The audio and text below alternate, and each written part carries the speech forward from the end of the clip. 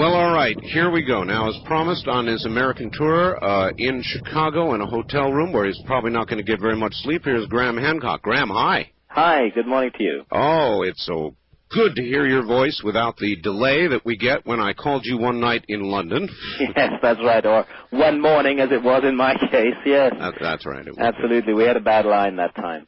Well, listen, it's great to have you on the program, and Richard Hoagland, who I have interviewed many, many times, badgered me as if he had to get you on the program. Well, I'm glad he did that. Well, I am too. And so Richard is a good friend, and Richard and I, together with my co-author Robert Boval, presented two major conferences recently in England, one at Imperial College London and the other at Leeds University, where we made common cause with Richard on the issue of freedom of information and freedom of knowledge and freedom of ideas, because the work that Richard is doing, particularly regarding the structures, the apparent structures on Mars, is of enormous importance and enormous interest, and we feel that it's extraordinary that this work has not been followed up by the powers that be, and we've been trying to draw attention to that with him in England, and it has many points in common with the suppression of knowledge regarding the pyramids and the Great Sphinx of Egypt. Yes, you and I have common cause. I have done the same thing with Richard, and I guess, Graham, the answer is that a lot of scientific paradigms and careers are challenged by tampering with conventional wisdom in those areas. Graham, before we get started, tell us a little bit about Graham Hancock. Not everybody knows. What is your background, Graham? My background, well, how far shall we go back? I was born in 1950 in Edinburgh in Scotland, so I'm 45 years old now. Mm-hmm. I lived in India as a child. My father is a medical doctor, and we lived in southern India. I went to university in the north of England, and I became a journalist and a writer. I worked for the Economist newspaper and wrote regularly for the London Sunday Times and the Guardian and other newspapers. I was deeply interested in Africa and in the events of Africa. I covered the war between Somalia and Ethiopia in 1977 as a war correspondent. I lived in East Africa for several years in Somalia and in Kenya. I was finally the East Africa correspondent for The Economist, visited Ethiopia many times. And it was through visiting Ethiopia, and at that time with purely an interest in politics and famine and wars and economics, that I came across Ethiopia's extraordinary claim to possess the lost Ark of the Covenant, as in Raiders of the Lost Ark, the biblical ark that supposedly contained the Ten Commandments written by the finger of God. And I discovered that this claim was ridiculed by scholars. They regarded it as laughable and as funny and as a primitive superstition, but the more I looked into it, the more intriguing it seemed to me that it was. Ethiopia is the only country in the world that claims to possess this amazing relic, and there's a living tradition of worship of the Ark of the Covenant in Ethiopia, and there's an indigenous population of Ethiopian Jews who practice a pre-Talmudic Judaism. They seem to have been cut off from the main body of Judaism for thousands of years.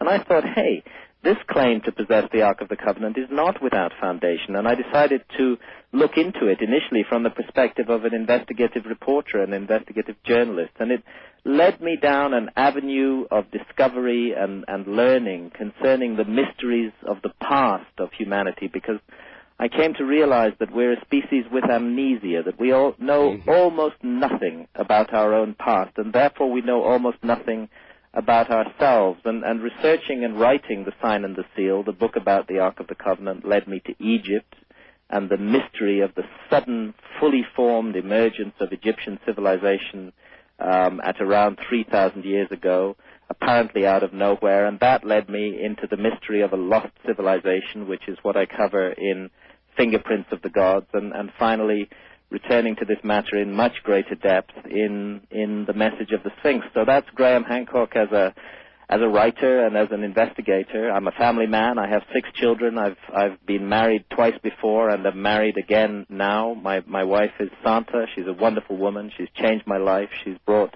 meaning and spirituality into my life, and we pursue this quest for knowledge and learning together.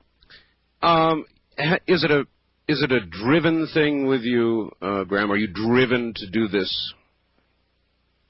I feel totally caught up and captivated and entranced by the mystery of the past. I feel that there has been a huge forgotten episode in human history, a lost civilization, a chapter in the story of mankind that we have forgotten entirely, and that this lost, forgotten period in our history is unrepresented in the modern world. It has no ambassador about the possibility of a hidden agenda, and I'm concerned that objects and artifacts of enormous significance to mankind under these circumstances could be removed from those chambers, and that other artifacts could be replaced within them, and that we may never get to the truth as a result of this.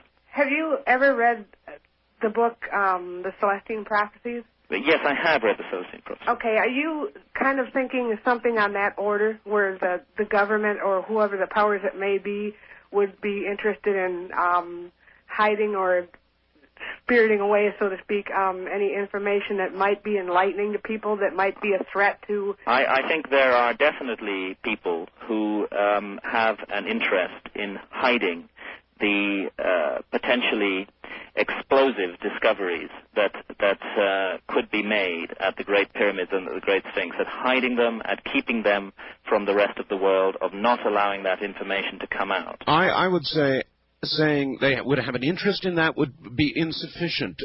They would have to do it. They would be compelled to do it. There would be no choice. Yes.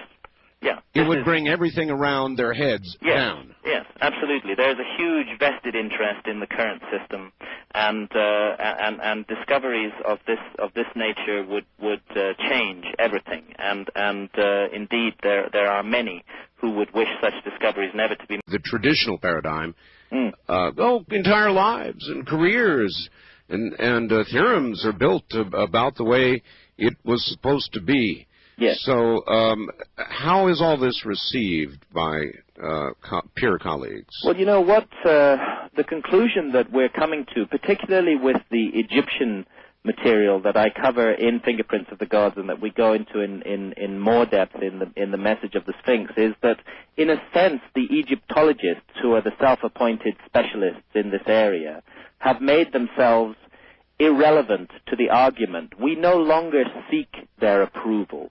We no longer seek their acceptance of our ideas in this field. The evidence that we present speaks for itself, and our strategy and our policy is to go directly to the public. When I say when I speak in the plural, I'm talking here about Robert Bauval and myself. He's the author of a book called The Orion Mystery, which presented the Orion correlation, and an extraordinary breakthrough in the understanding of the pyramids. And he and I got together to work on the message of the Sphinx.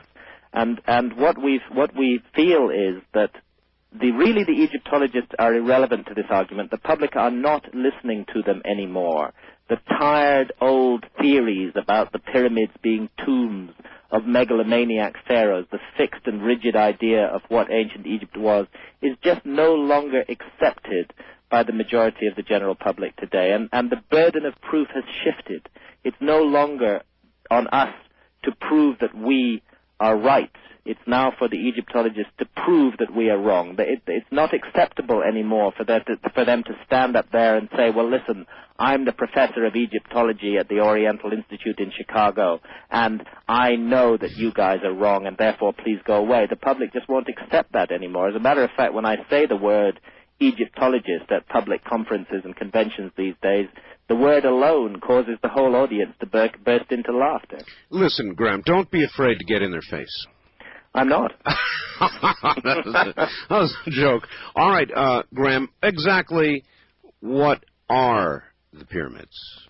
Okay.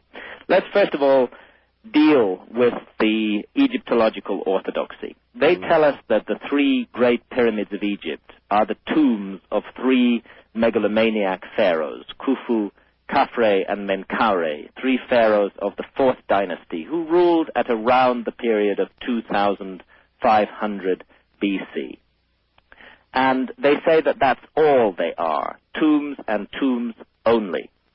They say that the Great Sphinx is a monumental statue that was carved to aggrandize the ego of one of those pharaohs, Pharaoh Khafre, and that the face of the Sphinx is carved into his image, and that it was created in 2500 BC. And if you look this matter up in any encyclopedia, or if you read it in any orthodox popular text, such as the National Geographic magazine or the misleadingly named Time, Life, Lost Civilization series, you'll see the same tired, old theory being regurgitated again and again as though it were the revealed truth of God. And nobody ever tells us that that's all it is. It's just a theory. It's just the opinion of a very few, by the way, scholars. It's just their opinion based on no facts whatsoever. The Egyptological notion that the Great Pyramids are tombs is purely and simply a matter of opinion. No burial of any pharaoh has ever been found inside those colossal and extraordinary monuments. They are completely bare. They contain no inscriptions whatsoever. They are stark, austere, and anonymous. They stand out there on the Giza plateau, begging the intelligent and the curious to work out what they are. But they tell us one thing very definitely about themselves, that they were built by master astronomers and master engineers with skills and talents almost beyond human imagining. The Graham, you said that there was nothing in them, at least no burial point. No burials, Fine. no mummified body ever found, all right, no sarcophagus ever found. Gotcha. What is in them? Aren't there chambers and so forth and so on? Now, I've never been there, so I don't know. All of the 3 pyramids of Giza have chambers in them. Yes. Known chambers, and as we show in the message of the Sphinx, as yet undiscovered chambers as well. The 2 secondary pyramids, the 2nd pyramid and the 3rd pyramid, have just one major chamber each. The 3rd pyramid has a group of smaller chambers as well, and these are underground. The chamber systems are under the ground, under the base of the pyramid, but the Great Pyramid, the pyramid that Egyptologists attribute to Khufu, contains a subterranean chamber which is 100 feet below ground. Mm-hmm. It contains the so-called Queen's Chamber, and this attribution is purely arbitrary. There's no basis for it, which is in the superstructure of the monument about 100 feet above ground. And about a further 100 feet above that, there's a third, much larger chamber with a group of smaller chambers above it. These are massive cavities in some cases inside the body of this 6 million ton monument. They're joined up by an intricate network of corridors and passageways. And mysteriously, in the Great Pyramid, there are 4 very narrow shafts, 2 of them from the so-called King Chamber. These are 8 inches wide and 8 inches high, cut all the way through the body of the monument. They rise at an incline, at an angle, and they exit on the outside of the monument. But the 2 lower shafts from the so-called Queen's Chamber do not exit on the outside of the monument. They stop somewhere inside that vast 6 million ton bulk. And this, the mystery of these shafts is one of the issues that we investigate in the message of the Sphinx, because at the end of one of those shafts, in 1993, after an exploration by a small robotic camera, was discovered a door complete with 2 metal handles. And an amazing archaeological scandal surrounds what has happened concerning that door and the chamber that lies beyond it, and also a chamber that lies deep beneath the Great Sphinx. Yikes. What, aside from when we get down to the very mysterious door and so forth, what use do you suppose all these chambers had? What function? What use? Well, it's going to take us some time to talk this through. This is a deep and mysterious matter, but there's something that I want to draw attention to right now, and that is the precision of the Great Pyramid. Mm-hmm. Remember that this monument is supposed to be the tomb of a megalomaniac pharaoh, right? Although no burial was ever found inside it. The Great Pyramid weighs 6 million tons. It has a footprint of just under 14 acres, and it stands more than 450 feet tall. Mysteriously, it is perfectly aligned to true north, south, east, and west. The north-south faces of the Great Pyramid are better aligned to true north and south than the meridian building of the Greenwich Observatory in London. The Greenwich Observatory in London is 9/60ths of a degree off true north. The Great Pyramid, the last surviving wonder of the ancient world, the oldest massive construction on Earth, is just 3/60ths of a single degree off true north. And this tells us beyond any shadow of a doubt that astronomers of astonishing skill and talent were at work in the surveying and setting out of this amazing monument. And this is the first clue as to its function, because it speaks the language of astronomy. And astronomy is a language that can pass and transcend the passage of thousands of years and the change of cultures and symbols. It's a language that any intelligent civilization can decode. If we wish to understand these monuments, we have to look to astronomy. We have to look to the stars. And therein lies the beginning of a trail of clues that leads finally to a conclusion.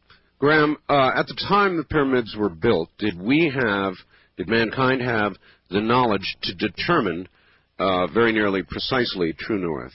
Well, not according to Orthodox history, no. Didn't have the knowledge to do that at all. And also, the question that arises is, when were the pyramids built? Orthodox Egyptologists say that the pyramids were built in 2500 BC. But that, again, is a statement of opinion. These monuments are made of stone, and you cannot date stone monuments by any objective technique. Carbon dating only dates organic material. Right. Therefore, you need to look to other sciences to put a dating on these monuments. And we think that the story of these monuments, the chronology of these monuments, is extremely different to the chronology presented by Egyptologists. And that although the period of 2500 BC does figure in their story, it's only part of their story, and that the origins and the genesis of this amazing site go back to 10,500 BC, 12,500 years ago, the end of the last ice age, when very strange things were happening on this planet, a time of mystery and darkness about which very little is known. And the evidence that links the three great pyramids and the Great Sphinx to the date of 10,500 BC is astonishingly strong. And we present that evidence in the new book, in The Message of the Sphinx. I'd like to talk a little bit about that evidence, because if you cannot date to 2500 BC, how can you date to almost 10,000 years, even earlier than that? Through two precise sciences. One is astronomy, and the other is geology. And as I said a moment ago, it's astronomy that really holds the key to these monuments, because what we've discovered and what we present is simply this, that the three great pyramids map on the ground the pattern of three prominent stars in the sky. All right, hold that thought, Graham. We'll come right back to it. Graham Hancock is my guest. He's in Chicago. It doesn't matter where you are. You're in for the ride of your life. The modern-day Indiana Jones, Graham Hancock. Right back.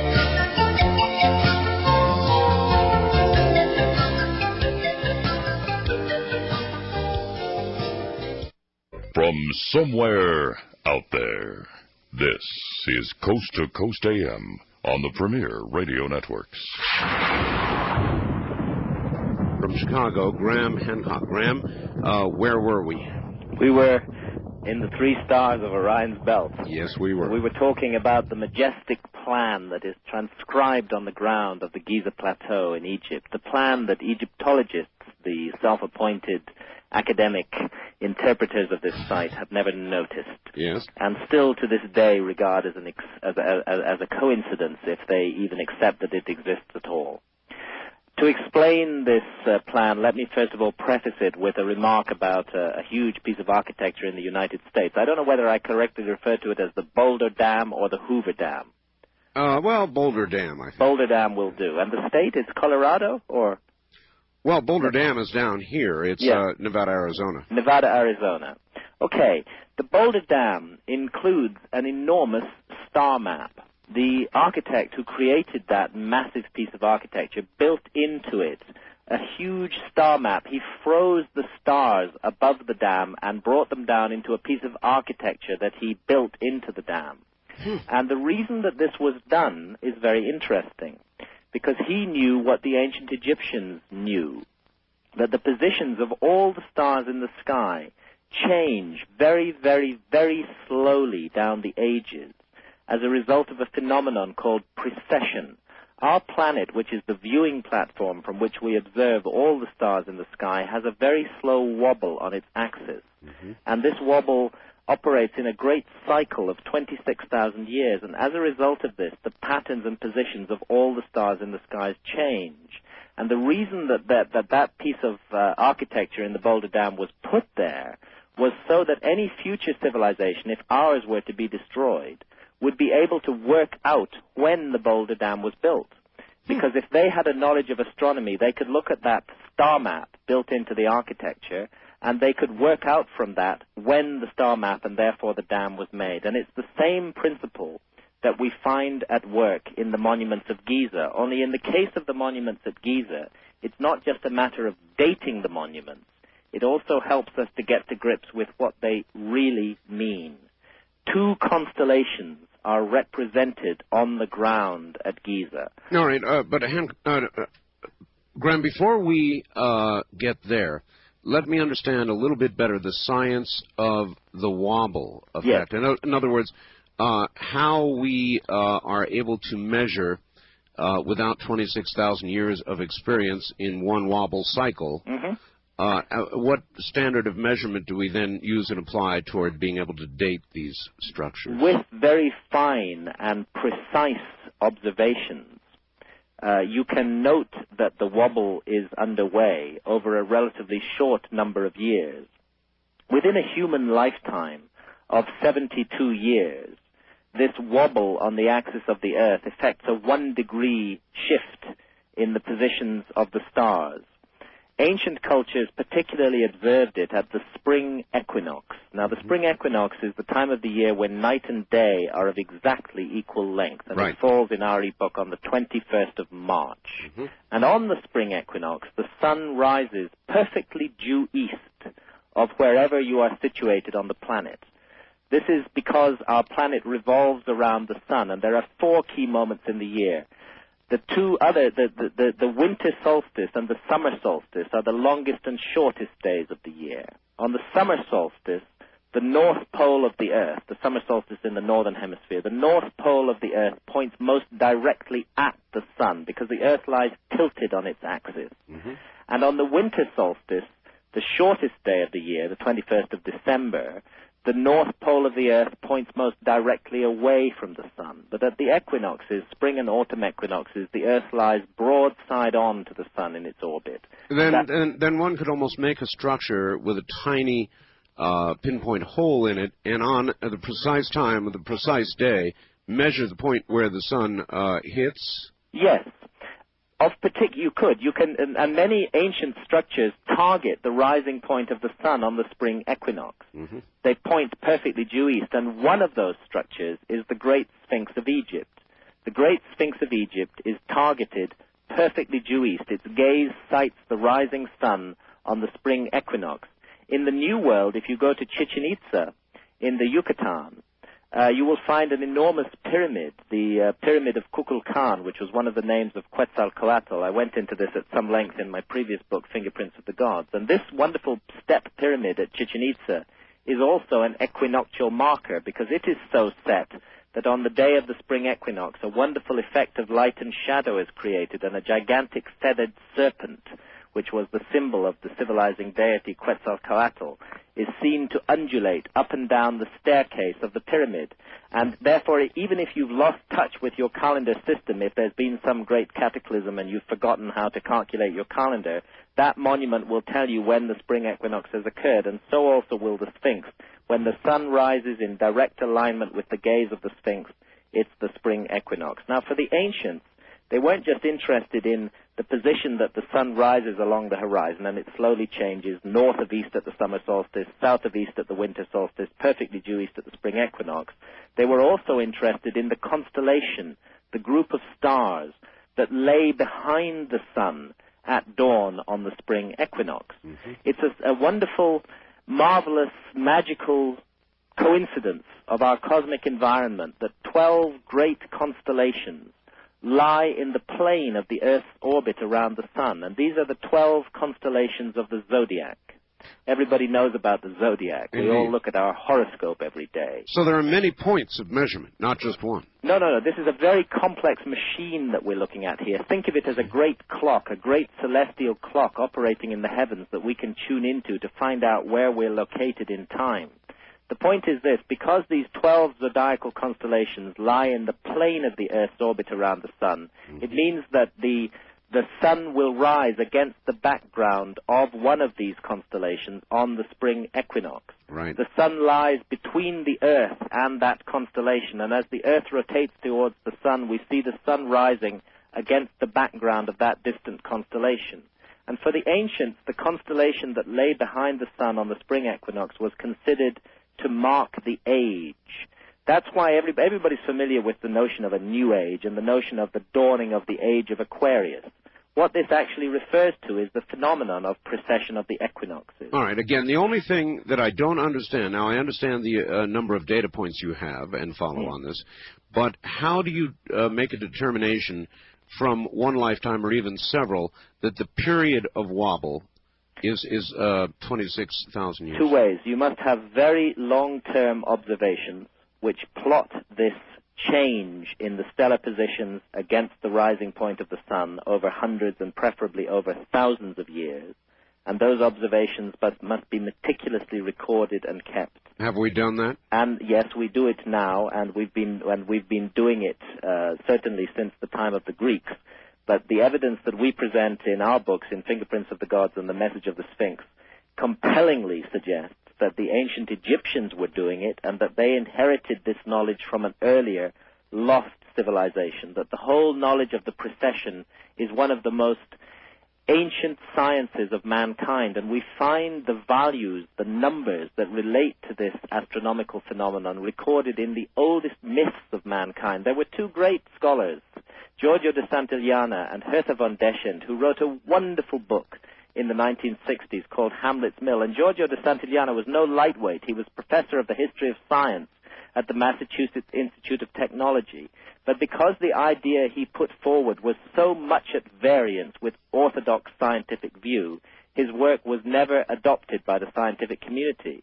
But what he argued, quite simply, was that precise, accurate measurements of the rate of the precession of the equinoxes were encoded in the most ancient myths of mankind. And curiously, these are all cataclysm myths. They're all myths that relate to the recurrent destructions of civilizations and of the earth, and of a recurrent flood and a huge global earthquake that strikes the planet.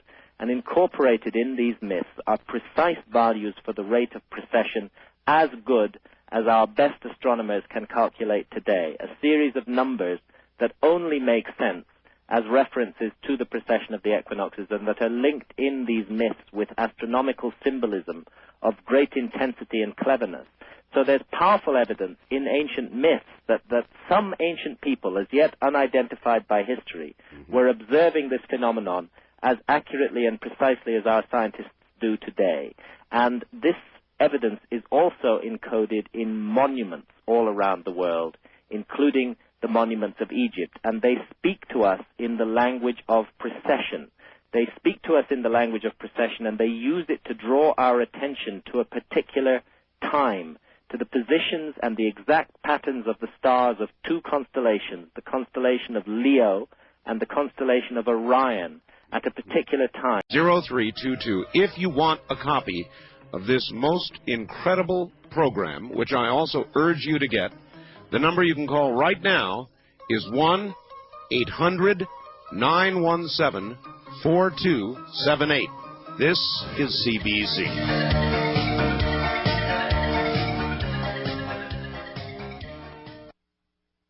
I want to say something a little further first, which is it's important that listeners understand about this ancient Egyptian religious system, and about why it offers something of extraordinary importance to the modern world, and about why indeed it would be suppressed by the powers that be. The ancient Egyptians spoke of a special region of the sky, and they called that region of the sky the Duat. It's spelled D-U-A-T when you transcribe it into our alphabet. And this region of the sky consisted of two principal constellations, the constellation of Leo, which I spoke of earlier, correct, and the constellation of Orion, which I spoke of earlier, on either side of the Milky Way that the ancient Egyptians called the Winding Waterway. And what we're showing in the message of the Sphinx is that it is this region of the sky, this incredibly important region of the sky, through which the ancient Egyptians believed that the souls of the dead must journey after death and must undergo certain sky. This is well known and well accepted, and yet Egyptologists have never considered the implications of it. And those implications are there, staring us in the face in 15 million tons of pyramids standing on the Giza plateau in exactly the pattern of the 3 stars of Orion's belt as they looked, and only as they looked, in 10,500 BC. All right, Graham, then the charge you're making is that our modern science is insufficiently, by comparison, integrated. It is a science that is overly specialized. Yes. Egyptology makes the arrogant claim to be the sole body of knowledge capable of interpreting ancient Egyptian civilization to the modern world. And yet it is a body of knowledge, it's a system of knowledge that relies only on one method of investigation. Egyptologists do not use astronomy, and neither do they use geology. And geology is an important science when it comes to dating a very ancient site. But I would have imagined that you would have tried to grab one of them and integrate and show him what you know and get his reaction. We have tried to do that, and we've now got to the point where, in fact, we got to the point quite some time ago, where we feel that it is pointless to do that. Because you can present this information again and again and again to Egyptologists, and they'll say, we're sorry, this does not coincide with what we know, therefore it must be wrong. Egyptology must be one of the few sciences in which, when new facts appear which challenge the prevailing theory, instead of the theory being changed, the facts are rejected. This is the way that Egyptologists do business, and this is what has happened in this case. But we're dealing here with an extraordinarily clever ancient people who went to great lengths to pass knowledge about themselves down to the future. And they used the language of the stars and the language of this phenomenon of precession so carefully and so cleverly that there can be no mistake about it. And I've presented this information, Robert Boval has presented this information, jointly we've presented this information to thousands of people, ordinary people, people like you and I, and they look at the information and their common sense tells them this has to be right. And that's why the name Egyptologist these days raises a giggle rather than a serious response, because the Egyptologists are still insisting that all of this is coincidence. And we'll lay out during the course of this evening the evidence that supports why this is not a coincidence and why it provides the key to a deep and mysterious secret of the past of humanity. Suppose I were a modern contractor and some very rich entity in Egypt came to me and said, I want to build this pyramid, and he gave me the design for one of the great pyramids. As a contractor, could I do it? I don't think so.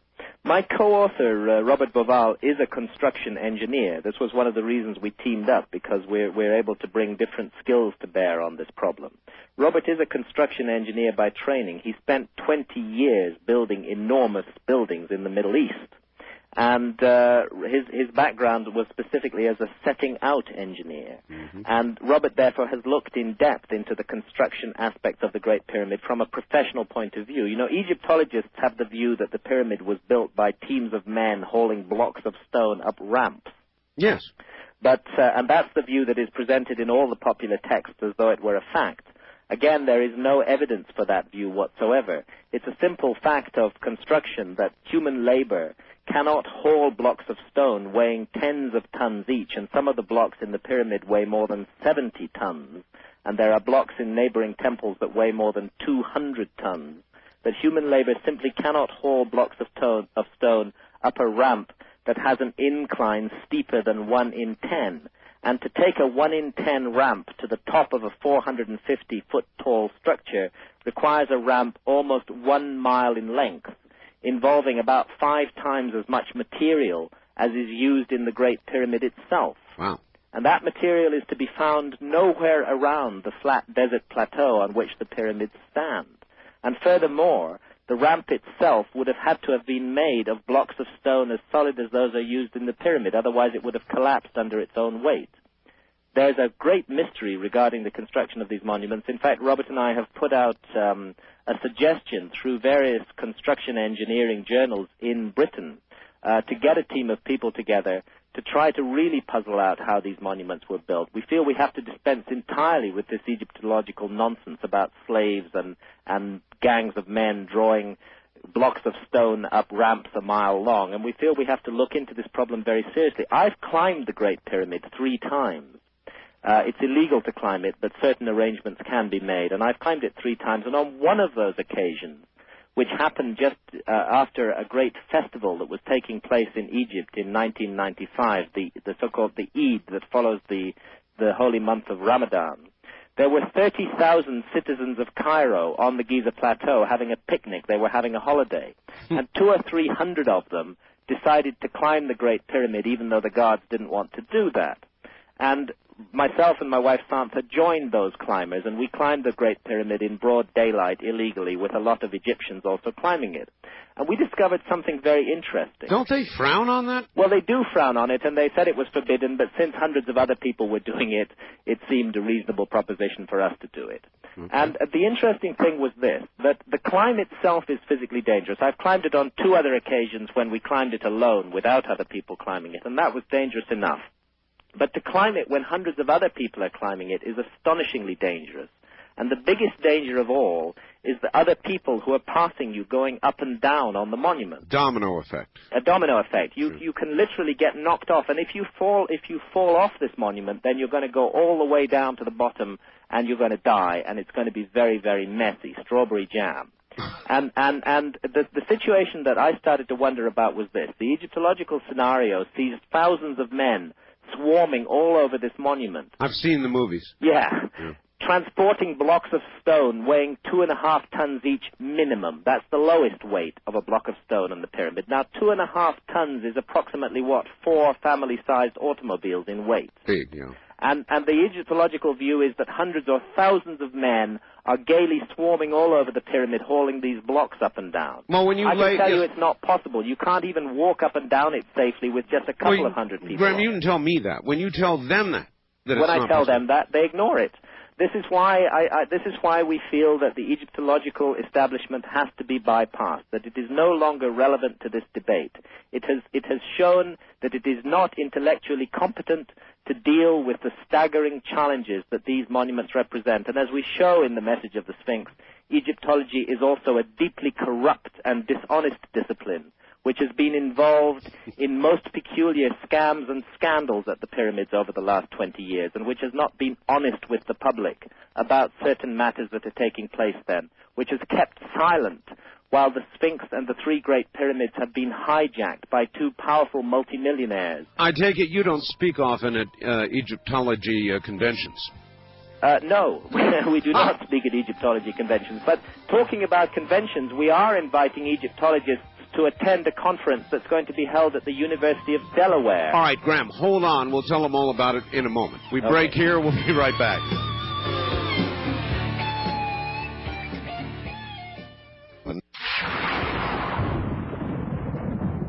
Back now to Graham Hancock. Graham, here's a question for you. Regarding the stones, which I think you've adequately shown could not be hauled up today intact, what about the theory that the stones instead were poured in place? Yes, this is the theory of a man called Davidovitz, and he put it forward in quite an interesting book published about 12 years ago. The stones were not poured intact. They contain ancient fossils of nummulites. These are ancient sea creatures that dwelled in ancient oceans out of which the limestone sediments were formed.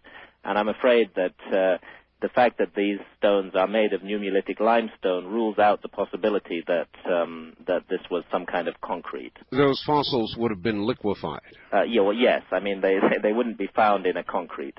It's a cool theory. It's interesting. It's neat, but it just is not supported by the evidence. But it shows the questions that these incredible structures raise, that somebody would go to that length to develop a theory like that to try to explain this, because that would be a way of explaining how they got these big blocks up to such a height, is if they were pouring them into molds at that height from a liquid solution. But I'm afraid it just doesn't work, and the theory does not hold water. To coin a phrase. Yes. It's a slightly crazy theory, but it's not nearly as crazy as the orthodox theory which Egyptologists put forward about gangs of slaves hauling these things up ramps. And, all right, so it couldn't have been poured, it couldn't have been hauled. How did they get there? Well, I think that the most honest answer to that question is this: we just don't know. Let's be open-minded about this. Let's not approach this monument with fixed ideas. Let's approach it with open minds and questions. So with all minds, and let's try and resolve these questions. In order to do that, we first of all have to sweep away the dead hand of Egyptology and open the subject to rational debate from large numbers of people all around the world. People who bring different skills to bear on these monuments.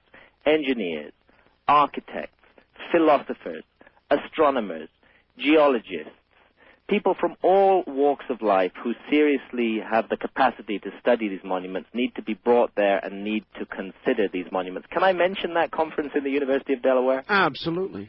Because this could be a forum where this could be aired. We're issuing a challenge to Egyptologists to join us at that conference and to debate with us. It's at the University of Delaware. It's called Return to the Source, Rediscovering Lost Knowledge and Ancient Wisdom. I'll be speaking at that conference.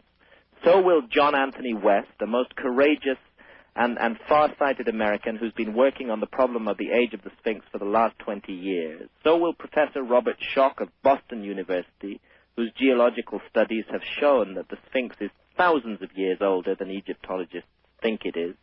So will Robert Boval. So will Rand and Rose Flemath, whose work on Earth crust displacement I reported in Fingerprints of the Gods, and whose own book, When the Sky Fell, I would highly recommend to anybody who's interested in ancient catastrophes, and they'll be talking about Earth crust displacement and the mystery of the end of the last ice age.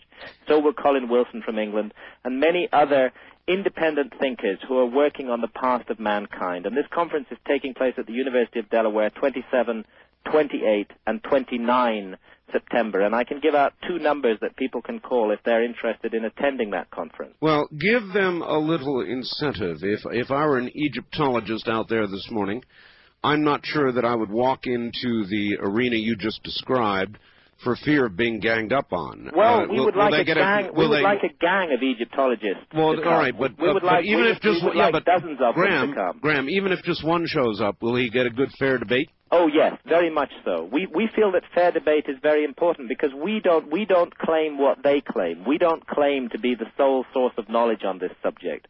Our main role is to raise questions and to show that so far the questions have not been answered, but we think that the best way forward is through constructive debate and dialogue. And we'll all be presenting papers at that conference, but we would like Egyptologists to come and present papers, and we will set up a forum for debate where these issues can be openly aired in front of the public. And no, they certainly won't be ganged up on, and that's more than we can say for what they've done to us over the years. There was a very interesting program that ran here in America. I don't know if it ran in Britain. Have you seen it? I'm sure you have. The Mysterious Origins of Man. I appeared on it. Well, that's right. You did. I was most of the last half of that program. I was the guy that they filmed walking around in Stonehenge. That's right. And then they did a long interview with me. That was about the theme of my book, Fingerprints of the Gods. Yes. Well, which explored the possibility of a lost civilization all around the world. Yes, it was an excellent program, and interestingly enough, Bill Cote, who made that program, was deluged with hate mail by established academics. In fact, there was a campaign to try to get that program pulled off the air. I mean, America, I was always told, was supposed to be the home of freedom of speech.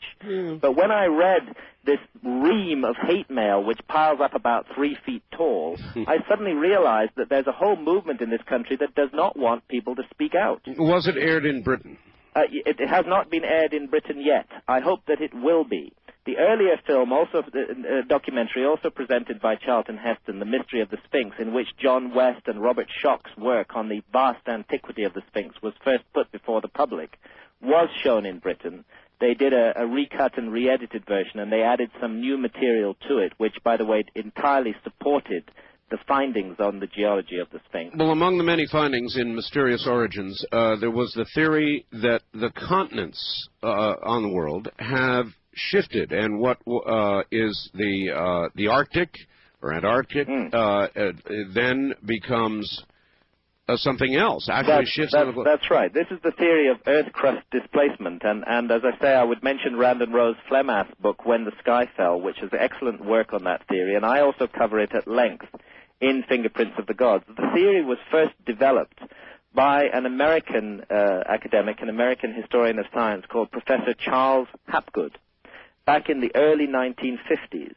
And Charles Hapgood was supported at the time, and this is very important, as to the physics of his theory of Earth crust displacement by no less a figure than Albert Einstein. And Albert Einstein was a man who knew his physics. All right, give us the short version. Okay, well, the short version is this. We've all heard of continental drift. We've all heard of plate tectonics. We all now know that the continents of the Earth move around on the surface of the Earth very, very slowly. Like the pieces of a jigsaw puzzle. Look at West Africa and the east coast of South America. You can see that they once fitted together and that they've drifted apart. And this, by the way, this theory of continental drift was not accepted when it was first proposed in 1916. It was universally ridiculed, and it took more than 50 years for geologists to come to terms with the fact that it is a reality. But now that's the basis of all modern geology.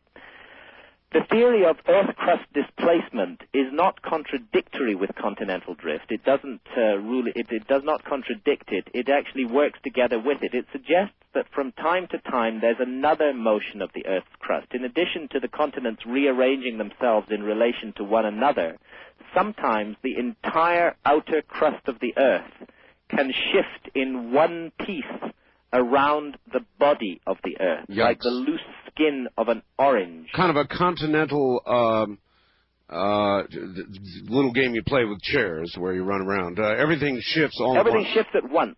The whole thing moves at once. And when this happens, land that is in very cold parts of the planet, close to one or other of the poles, is cataclysmically shifted into warm parts of the planet, and land that is in warm parts of the planet is cataclysmically shifted into cold parts of the planet. And what's the best evidence for this? Well, the best evidence for this is the mystery of the last ice age. Again, we don't have time to go into vast detail here. All of it is in Fingerprints of the Gods. But the mystery of the last ice age is this. We all know there was an ice age. We all know that North America was covered with ice more than 2 miles thick. 6 million square miles of it, as far south as the Mississippi Delta, almost into the tropics. And this ice was stable for many features of the ancient Egyptian religion. The figure of Christ. I'm sorry if this is going to offend fundamentalist Christians, but the figure of Christ is an Osirian figure, the once and future king, the king who is sacrificed, the God, the son of a God who is sacrificed, and who will return, who will come again. This is precisely the symbolism of Osiris, and I think that what Moses was doing was spreading this concept, this idea, into another culture, and through that culture it has filtered down and around the world in many different ways. But I think it all goes back to a common source. All right, Graham, you likened the pyramid, the Sphinx, to an alarm clock. You talked of reincarnation and said that if you knew that you were going to be reincarnated, you would put something there to remind yourself, to an alarm clock. To wake yourself up. Yes. Do you think that modern man is now hearing that alarm going off, or do you think that we have reached over and we hit the snooze button? I think we've been asleep for at least the last 2,000 years. But I do think that modern man large numbers of people around the world are hearing that alarm clock. And that's why I feel that we are poised at a crossroads in the story of mankind, and that if we survive this period, then future generations will look back. Let's tackle that one first. The shafts were never intended as sighting instruments on stars. The two shafts from the upper chamber, which cut all the way through the body of the monument and exit on the outside of the monument, the southern shaft of the upper chamber, targeted the lowest of the three stars of Orion's belt in 2500 BC. But it was never intended as a sighting instrument by which that star could be seen. As a matter of fact, the shaft first goes in horizontally for about 8 feet before rising at the 45-degree angle that targets it like the barrel of a gun on that star. So what is intended here is a symbolic connection with the star, not any kind of sighting instrument. And secondly, in terms of hidden chambers, the most inviting shafts are the northern and southern shafts of the lower chamber, which Egyptologists on no good basis like to call the Queen's Chamber. Right. The northern and southern shafts of that chamber, neither of them exit on the outside of the monument. The northern shaft was partially explored in 1993 until the robot came to a curve in the shaft around which it could not be negotiated. Doesn't mean it can't be explored, but it requires further work on modifying the robot to take it round the corner. Might there be a possibility that these shafts might be pointing on our time, the time we're living through now, as a time of enormous creativity and a time of renaissance, of rebirth of the human soul? I think that there is an incredible awakening taking place all around the world. The only thing that I would urge people to realize who sense this awakening in themselves is to know that they must do the work. Do not expect initiation, enlightenment to be handed to you on the plate in some sort of second-rate New Age text. It is necessary to immerse yourself deeply in ancient traditions. People must be prepared to do the work. When they sense this awakening within themselves, they must also be prepared to work their minds and not expect to receive it handed to them. Graham, many modern prophets, and I never know what to think of them, but I interview many of them, predict the possibility of catastrophic events. Many of them will say these don't have to happen. Others have said it is sealed. It's going to happen. Well, I don't think it's sealed, but I think it's possible. I went into the whole issue of cataclysms in depth in my book Fingerprints of the Gods, and I reported many of the ancient traditions, including those of the Maya, which speak of the coming of a terrible cataclysm. But what all of these ancient, to keep the light of our knowledge burning and to pass it down to the future, just as the survivors of that great lost civilization of the past sought to do so. And I think that that's what we're seeing in the pyramids and the Sphinx of Giza, a memory device containing a time capsule of knowledge from a lost civilization of long, long ago, knowledge and wisdom that may be of vital importance to us today. Behind that door in the Sphinx, does the library of that knowledge lie? I think there is extraordinarily powerful evidence to suggest that this is so. If you were amongst the survivors of a high civilization and your civilization had been destroyed in an enormous cataclysm, yes, and you wanted somehow to keep the memory of your civilization preserved and to pass down the knowledge to the future, and you might particularly want to do that if you believed passionately in the reincarnation of the soul, by the way, because you might believe that you would come back. And the ancient Egyptians inherited a system of religious ideas that did believe in the reincarnation of the soul. You might want to pass that knowledge down to the future to wake yourself up at some distant time. If you had such knowledge, you wouldn't just put it in one place. You would, as it were, make a backup copy of your precious disk. And that's why we think that there is more than one place of refuge for this time capsule. That's why there is a deeply buried chamber in the bedrock beneath the Great Sphinx, and that's why there is a hidden chamber, the doorway of which has now been discovered inside the Great Pyramid of Egypt. All right, this theory presupposes that civilization understood what was going to occur. It presupposes that they had very little time and very little warning, that there were a few survivors and that they did do their best with the high knowledge they had preserved to create a sanctuary for that knowledge and to pass it down to the future. And they used many different techniques to do this. But one of the ways they did it was in creating these gigantic monuments and in concealing within them something of extraordinary importance. And clues as to what that might be are contained in the vast literature of the ancient Egyptians, because the ancient Egyptians were the inheritors of this civilization. They spoke of these survivors as the gods. They spoke of the time when the gods came to Egypt, yes, far off in a remote epoch called the first time. The god Osiris, the god of resurrection and rebirth, the god Thoth, the god of high magic and wisdom, the goddess Isis, Horus, the gods who came to Egypt bringing a knowledge of the divine origin of civilization with them and an understanding of how to live, of what life really means. And they encoded that in monuments, they hid it in chambers inside those monuments, and they passed it down through myth and scripture and culture, and it has reached us today, and it can still be understood.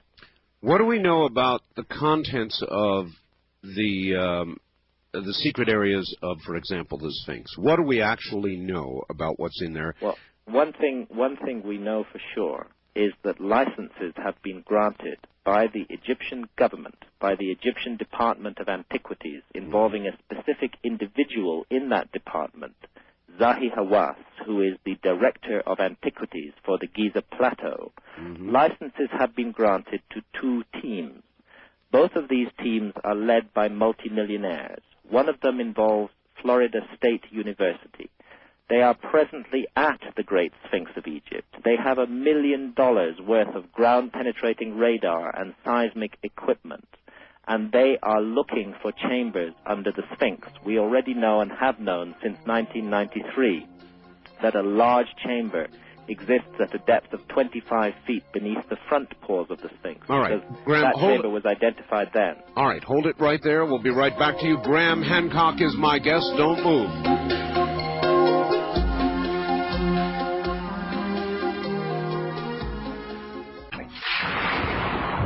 All right, once again, on his American tour here from Chicago is Graham Hancock. Graham, if they were to open up this secret chamber or series of chambers and they found this great library of information from the past, it would certainly smash all kinds of scientific paradigms, no question about it, but would also, would it not, or would it, smash a lot of religious paradigms? Yes, there is a deep religious mystery involved in all of this, and it concerns the meaning of human life, and this is the matter that we address perhaps most centrally of all in the message of the Sphinx. The ancient Egyptians believed that their civilization had been bequeathed to them, that it was a legacy of beings that they called the gods. And the ancient Egyptians believed passionately in life after death. Indeed, for 3,000 years, they devoted their best minds to the consideration of no other issue than the issue of whether or not human consciousness survives death.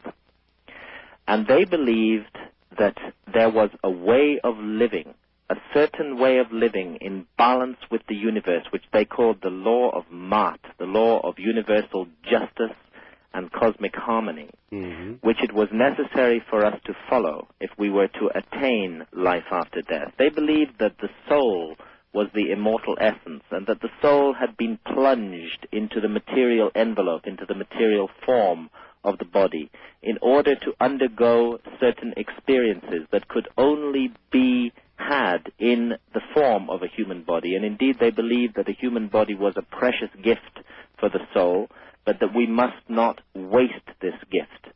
It's the view, certainly, of most Orthodox Christianity today, that salvation is to be achieved only through faith, that blind faith alone is enough. We only have to believe, and then we will move on after death to heaven. This was not how the ancient Egyptians saw it. They believed passionately that life is an opportunity, a precious opportunity for the soul to learn and grow, and that our fundamental mission here is to acquire knowledge. Therefore, you might sum up their system by saying, not salvation through faith, but salvation through knowledge. All right, but to be fair to the Christians, Graham, we are not without guidance. We have the Ten Commandments, we have the Bible, we have things that tell us how we should live to attain some sort of eternal position for the soul. You know, I see a direct continuity between the ancient Egyptian wisdom tradition and the early, the pure, the original Christianity. Mm-hmm. But something bad happened to Christianity at around the time of Constantine the Great, when the Roman Empire, in its jackboots, hijacked that religion and turned it into a religion that in later times would burn people at the stake for using their minds. Burn people like Giordano Bruno at the stake in the year 1600. Why? Because he said there is life on other planets. Because he said the universe is filled with life, and it doesn't make sense that our Earth is the only place in the whole universe with life on it. For saying that, and for saying that the Earth revolved around the sun, which was a simple observation that had been made by Copernicus and that Giordano Bruno supported, this courageous man was burned at the stake by Christians. Christianity, through its hijacking by the Roman Empire and through the bureaucratic changes that were instituted in it at that time, became a religion of suppression of knowledge, in which knowledge was considered not to be a brilliant gift, but a danger, and anyone who sought after knowledge was seen as a threat to Christianity. Indeed, the holding of books was a crime punishable by being burned, I think. Indeed it was, and it was Christians, when they came to the New World, so-called Christians, who heaped up the manuscripts of the Maya, of that wonderfully civilized people of Mexico, of Central America, the Maya, heaped them up into piles 30 feet high and burned them in bonfires, thus wiping clean the memory banks of mankind in Central America, and who did the same thing in South America, destroying human knowledge simply because they felt that it conflicted with the teachings of the Christian faith, or should I say the Christian bureaucracy, because as I said a moment ago, if we go back to true and original Christianity, the beginning of this religion, the Gnostic Christianity, the Hermetic Christianity, we find a religion that's totally different, and that emphasizes the need to acquire knowledge, to use this wonderful intellect that God gave us, to use our minds, not to vegetate and blindly accept dogma from people who call themselves priests, but to use our minds and our initiative and our instinct and our intuition. And this was the central concept of the ancient Egyptian religion. The ancient Egyptians spoke of the equipped spirit, that the purpose of life was to perfect the soul, to perfect consciousness, to become an equipped spirit, and that the equipped spirit would then have the ability to navigate eternity, freely, like a bird. All right, wonderful. So suppose these millionaires, with all their equipment, and then Graham Hancock and others, go over there and begin to acquire this knowledge. Wouldn't the religious capitals and power centers of the world, if not burning you at the stake, Graham, do so in sort of a modern way? In other words, that knowledge would never, ever, ever see the light of day. I'll answer that question in a moment. I want to say something a little further first, which is it's important that listeners understand about this ancient Egyptian religious system and about why it offers something of extraordinary importance to the modern world, and about why indeed it would be suppressed by the powers that be. Mm-hmm. The ancient Egyptians spoke of a special region of the sky, and they called that region of the sky the Duat. It's spelled D-U-A-T when you transcribe it into our alphabet. And this region of the sky consisted of two principal constellations, the constellation of Leo, which I spoke of earlier, correct, and the constellation of Orion, which I spoke of earlier, on either side of the Milky Way that the ancient Egyptians called the Winding Waterway. And what we're showing in the message of the Sphinx is that it is this region of the sky, this incredibly important region of the sky, through which the ancient Egyptians believed that the souls of the dead must journey after death and must undergo certain trials and ordeals for which their life was supposed to have prepared them. It is this region of the sky that is built on the ground at Giza, with the Sphinx replicating the constellation of Leo, and with the three great pyramids representing the three stars of Orion's belt. And the ancient texts, for example, the Book of What is in the Duat, which is inscribed on the walls of tombs in the Valley of the Kings in Upper Egypt, tells the initiate to do this. It says to the initiate, build on the ground a perfect copy of the hidden circle of the Duat and know it. And through that knowledge, you may hope for eternity. And we think that's what they did. The hidden circle of the Duat is a reference to these skies, this area of the sky hidden in time, hidden in the sky of 10,500 BC. And it is that sky that is built on the ground in the form of the Great Sphinx and the three great pyramids, with the Milky Way represented by the River Nile. Let me see if I'm grasping this, Graham.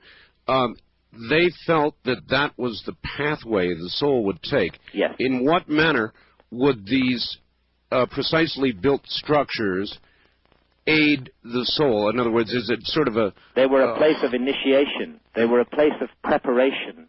They were a place in which the individual, the initiate, was into something downward rather than just upward. Yeah, I think you're raising a very good point. My impression of all of these features of the Great Pyramid is that they were deliberately designed to stimulate inquiry and to raise questions of exactly the kind that you're asking. And the unfortunate fact is that it's only really in the last 4 or 5 years that people have started to look seriously into these implications. And I want to pay credit here to the vitally important work of my co-author, Robert Bauval, who is the discoverer of the Orion correlation, of the correlation between the three belt stars of the constellation of Orion and the three great pyramids. And it is also Robert who calculated the alignment of the southern shaft of the lower chamber with the star Sirius, which was considered to be the celestial counterpart of the goddess Isis. Now, it's this southern shaft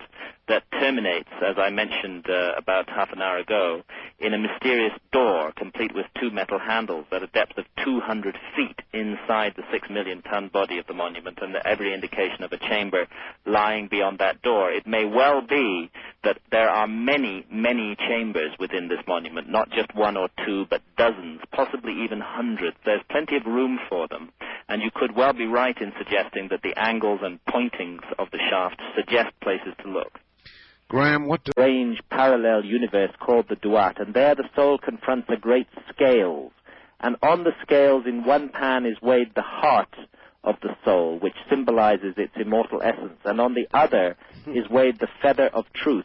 And the feather of truth must balance the heart, and if the heart is heavy with sin, or if the individual has wasted his or her life and never used it to accumulate experience and overcome challenges and difficulties, but just idled life away, yes, then the individual would face what they called the second death, and this was the ultimate end, never ever to live again, never to come back, never to have the opportunity to perfect oneself, but simply to be annihilated and never live again. On the other hand, if life had been lived well, and if the spirit were equipped, then it would pass on into eternity, or at any rate be reborn and have an opportunity to live and learn those lessons again.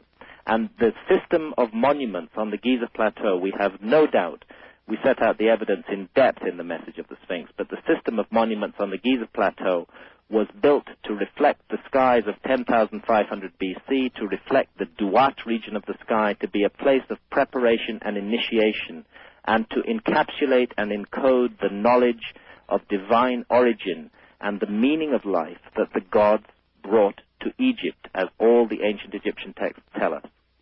How far are the Egyptians going to let us go? The electronics is going to go over there and look as hard as it can look.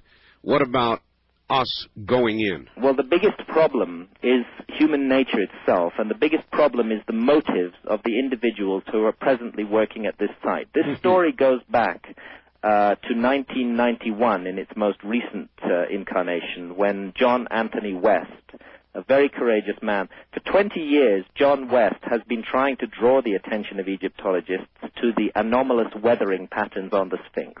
to the fact that the Sphinx was clearly exposed to thousands of years of heavy rainfall after it was carved. Finally, in 1991, he got Professor Robert Schoch of Boston University, a leading geologist, to join him, and subsequently their findings have been supported by hundreds of geologists around the world that the Sphinx is vastly older than 2500 BC because it was carved when the Sahara Desert was still green at the end of the last ice age around 12,000 years ago. But that team also conducted seismic surveys around the Sphinx, and their seismic equipment identified a large, perfectly rectangular chamber buried in the bedrock at a depth of about 25 feet beneath the front paws of the Sphinx.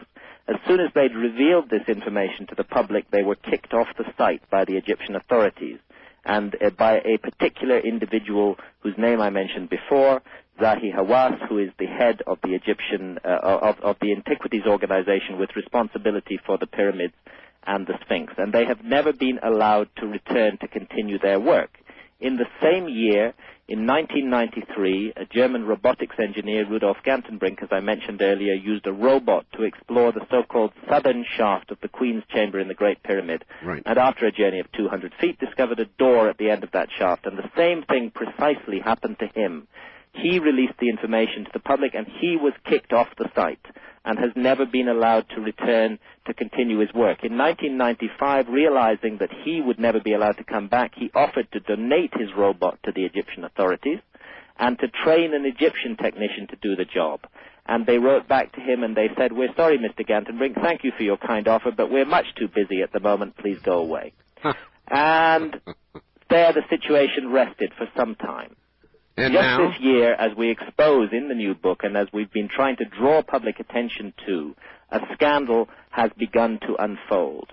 Two multimillionaires, one of them American, one of them Canadian, working through, in the case of the Sphinx, the Florida State University, because you need to have a university on your side in order to get a license from the Egyptian authorities, have been granted concessions, one team to open the chamber under the Sphinx and to search for more, and the other team to open the chamber inside the pyramid. And this work is happening now, and greed and ego and a private agenda and absolute secrecy surround this investigation. Robert Boval and myself were invited by the team working at the Sphinx to participate in their project. And this is a project that has been stolen from the original discoverer, John Anthony West. I mean, literally taken out of his hands by wealthy individuals and taken over by them. And these individuals asked myself and Robert to be part of their team because of our astronomical work, which pinpoints another chamber under the Sphinx. But they imposed two conditions on us. One was that we should write a letter condemning John Anthony West. This is like the Spanish Inquisition. Mm-hmm. And the other was that we should undertake to maintain absolute secrecy and not to reveal to the public anything that was found until the multimillionaire leading the team decided that he was prepared to reveal that information to the public. We rejected these absurd and outrageous conditions, and we're campaigning for an independent inquiry to be undertaken as to what on earth is going on at these monuments. All right, the obvious question is, have they made a deal, a very specific deal with the Egyptian government regarding the flow of information? Well, it's certainly the case that a deal has been made with somebody. The central figure who appears in both these projects is Zahi Hawass, the Egyptian Antiquities Authority's official with responsibility for the pyramids and the Sphinx. He has been involved in both of them. The team working at the Sphinx have been making a video film of what they've been doing. In fact, they've had a professional film crew from Los Angeles with them, and the initial filming was done in December last year, and the initial filming alone cost $100,000. And we have been leaked a 7-minute video cassette that was made by this team, and the video cassette is most bizarre. It appears to be a promotional, in fact, when it was sent to us, they said it was a promotional video cassette. It appears to be a promotional video cassette designed to hook a major U.S. television network into some kind of ghastly stage, live, televised opening of a chamber under the Sphinx at very large expense. And appearing in this video cassette, very oddly, because of something that the narrator of the video text says, the video cassette says. I'll tell you what he says. He speaks of an American psychic called Edgar Cayce, yes, who prophesied that the Hall of Records of the lost civilization of Atlantis would be discovered under the Sphinx in 1996. Appearing on this video, opening the video, in fact, is none other than our friend Zahi Hawass, this Egyptian official whose name I've been mentioning again and again, who's the man who controls the pyramids and the Sphinx, and who previously has spoken out very insultingly against Edgar Cayce, and has condemned any notion that the Sphinx might have been built by survivors of Atlantis. And yet, mysteriously, this individual appears on this film, entering a tunnel at the rear of the Sphinx, which cuts down towards the chamber that we've identified with our astronomical work, and who invites the viewer to follow him down into this tunnel. And he says, tonight, live on your television screens, we will open for the first time this tunnel that has never been opened before. What is going on here is truly extraordinary. This is not decent science. This is not work in which the public can expect to be told the truth. Some kind of hidden agenda is operating behind the scenes. Millions of dollars are involved in it, and we're not getting the straight scoop.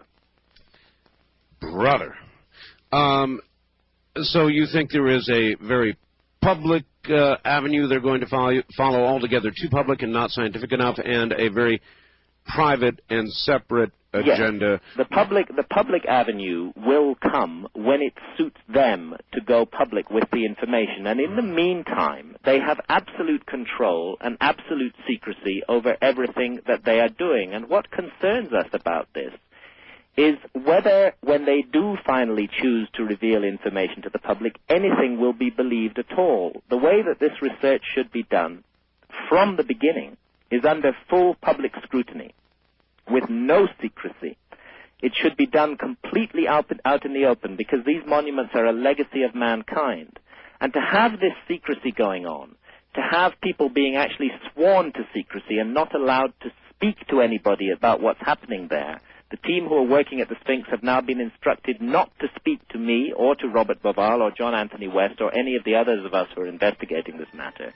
To have this kind of secrecy going on, and yet at the same time to have some kind of carnival event being arranged for television in the next few months. I think I get the picture, Graham. Hold on. We'll be right back to you. My guest is Graham Hancock. He'll be right back. This is CBC. Bizarre stories are the order of the day on Art Bell's Coast to Coast AM. This caller says his elderly sister is being visited by extraterrestrials. It started one night about 2 months ago. She got in bed and something grabbed her by the foot. I hate these kinds of stories. Yeah. She pulled her foot back and they grabbed her foot again and stuck a needle in it. I really hate those stories. And they pulled the covers back and sprayed the back of her head and stuck a needle in her head. Then she ran to get her brother to help. He thought she was imagining it, so he went and laid on her bed. And they sat on his feet. They sat on his feet? Yeah. So he kicked them off. But they don't seem to bother him as much. She's kind of gotten used to them now. They put a probe up her nose.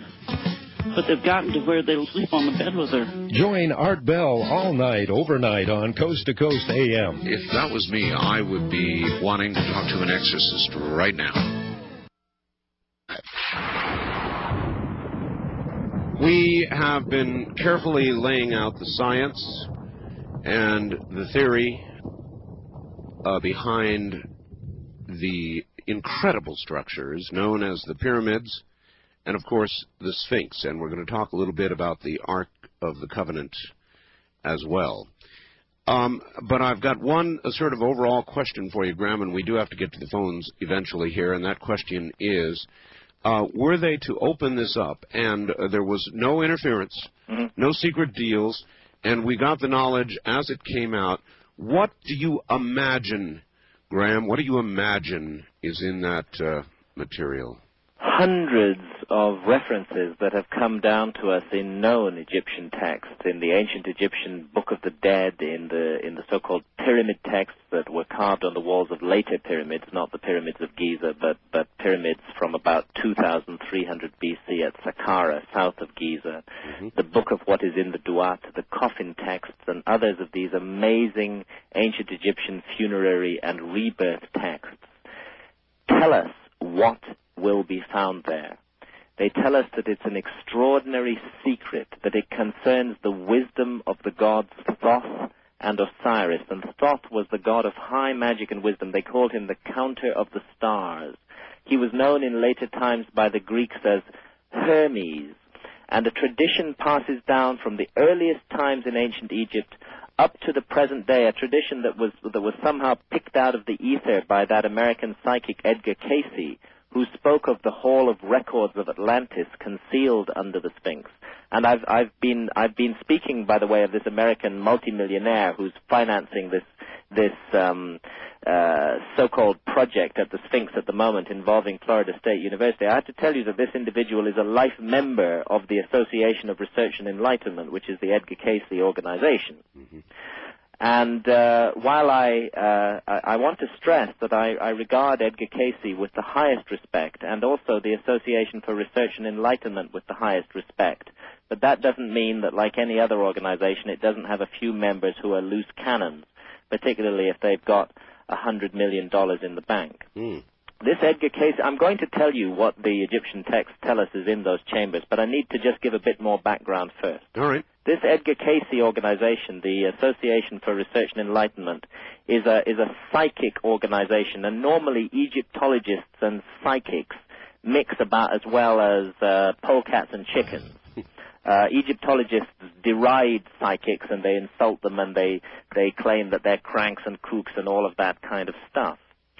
We were interested to discover that the leading Egyptological expert on the Great Sphinx, a man who is the voice of orthodoxy on the Great Sphinx, a man who has spoken out in many public fora insisting that the Great Sphinx was built in 2500 BC, the orthodox view, and that it was simply a great statue to aggrandize the ego of a pharaoh called Khafre, a man whose work has been regularly published in National Geographic magazine, who's a pillar of the establishment, a professor at the Oriental Institute in the University of Chicago, Professor Mark Lehner. We were astonished to discover that his education at the American University in Cairo was paid for by the Edgar Cayce organization and by friends of the Edgar Cayce organization, including certain millionaires, and that for many years after he graduated from the American University in Cairo, he continued having exclusive access to the Sphinx to carry out research projects financed by the Edgar Cayce organization and by the friends of the Edgar Cayce organization. Mark Lehner has admitted this to us, and we've published in the Message of the Sphinx an appendix, a letter from him, in which he admits this connection to us. And this is why we feel that the independent inquiry that is desperately needed into what is going on at the Sphinx and inside the Great Pyramid cannot be carried out by Egyptologists. We think that the whole discipline of Egyptology is compromised by what has been happening at the pyramids and at the Sphinx, and that the independent inquiry needs to be conducted perhaps best of all by the world's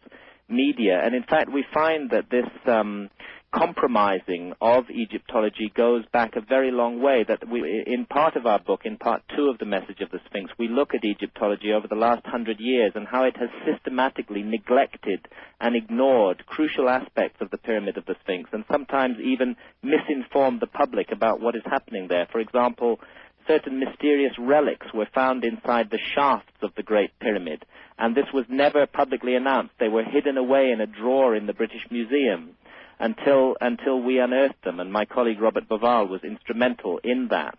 An iron plate was discovered at the end of the mouth of the southern shaft of the so-called King's Chamber, a shaft that targets the lowest of the 3 stars of Orion's belt. This iron plate was discovered in 1837, deeply embedded in the masonry of the Great Pyramid and clearly contemporary with the building of the pyramid. Egyptologists refused to accept that it could be contemporary because it doesn't fit their paradigm of history. They believe that the Iron Age started in Egypt in 600 BC, and therefore an iron plate in a monument that is at least 4,500 years old doesn't fit their theory. So instead of making public knowledge about this mysterious discovery, they hid it away in a drawer in the British Museum, from which Robert and I unearthed it in 1993. There has been a systematic dishonesty about these monuments going on for a very long time, and we think that the entire discipline of Egyptology is compromised and thoroughly discredited by the way that it has handled research at this site. And this unfortunately comes to a head with this most important matter of the hidden chamber under the Great Sphinx and the hidden chamber inside the Great Pyramid. Just to close this story, I'll quote you from a recorded telephone interview that I did with the millionaire who's financing the other project. He's a Canadian millionaire, and he's financing the opening of the door at the end of the southern shaft of the Queen's Chamber. Yes. And he said to me, I'm working with a private guy who is a personal friend of Hawass, and that's that Zahi Hawass again. Right. And we are absolutely going to drum this thing to death. Whatever the event we are going to stage, it will be televised live. And he says that they're looking to raise $10 million from the United States television networks for this so-called live opening of the door. In other words, the Great Pyramid, the last surviving wonder of the ancient world, and perhaps its last and greatest secret, the contents of a hidden chamber, has been sold to the highest bidder. And this monument, the research in this monument has been delayed for 3 years for reasons of human greed and ego. Okay, having said that, Graham, at the same time, you called for media coverage. Yes, we're calling for media coverage, but the research must be done openly and honestly. It can't be done. There must be no commercialization. There must be no hidden agenda. There must be no secrecy. Do you think a network is going to put $10 million into the opening of a door that they have no idea what is behind it? Wouldn't that be the ultimate anticlimax, the anticlimax of the century, if that door were opened and there was nothing behind it? They want to look behind there first. The secrecy that surrounds the research that is going on at the Great Pyramid and the Great Sphinx at the moment is so intense that nobody knows what's going on. These teams have exclusive access to these two matters. They are doing what they like with these monuments. The entry fee is large sums of money, and the public are not being told what is happening there. And this is what we're outraged about, and this is why we're campaigning for this work to be stopped dead in its tracks. The Egyptian government needs to be embarrassed into stopping this work. There needs to be a pause, and then new research needs to be started. A project has been proposed through Boston University and Princeton, and this project would be done in a scientific manner with full public scrutiny. And so far this project has been entirely ignored by the Egyptian authorities, and we wonder why. All right, Graham, if there is this great staged commercial opening, do you think it will be the first opening, or will there be a bit of a private pre-opening and extraction? I think it's certain that there'll be a private pre-opening. Yes. And I think it's possible that the mine will be salted. This is perfectly possible under the present circumstances, and nobody will ever know the truth if these projects are allowed to continue in the present manner. This is what is so disturbing about this. That's a very serious charge. The mine would be salted. It is possible that the mine will be salted. And Zahi Hawass, the individual who... It is possible. I'm saying it's possible that it will be salted because of the secrecy. Yes, and what would you imagine they would salt it with? Well, let me tell you that Zahi Hawass, the individual who has been involved in granting these licenses, recently made an announcement in the Egyptian press concerning the work that is being done around the Sphinx and the secret tunnels under the Pyramid Plateau. And he said that he expected them to find a large statue of the pharaoh Khafre there. The pharaoh who is favored by Egyptologists. So you think it's being chiseled out as we speak? Well, I'll leave it to our listeners to make up their own minds on this matter. But unfortunately, the situation has just become so messed up by all these worst aspects of human nature, by greed and ego and secrecy and power, that we aren't going to get the truth unless the work is stopped and the project is started again in a clean and honest and open manner. All right. There are many people who think that, for example, Rome, the Pope, has knowledge generally of what will be found, what is in there, what secrets are in there, some sort of general knowledge, and this has been passed from Pope to Pope to Pope. Is that possible? Well, let me tell you what the ancient Egyptians said. They referred, as I mentioned earlier, hundreds of times to a great secret concealed there. And there was a kind of initiate's quest that appears to have been undertaken by the pharaohs themselves, by the Horus kings of ancient Egypt, for this great secret. Mm-hmm. They spoke of the books of Thoth, the books of the ancient Egyptian wisdom god. And can I read you a couple of short passages from the ancient text? Fire away. In one of these, Thoth is known by his Greek name, Hermes. Such was all-knowing Hermes, who saw all things, and seeing understood, and understanding had the power both to disclose and to give explanation. For what he knew he graved on stone, yet though he graved them onto stone, he hid them mostly.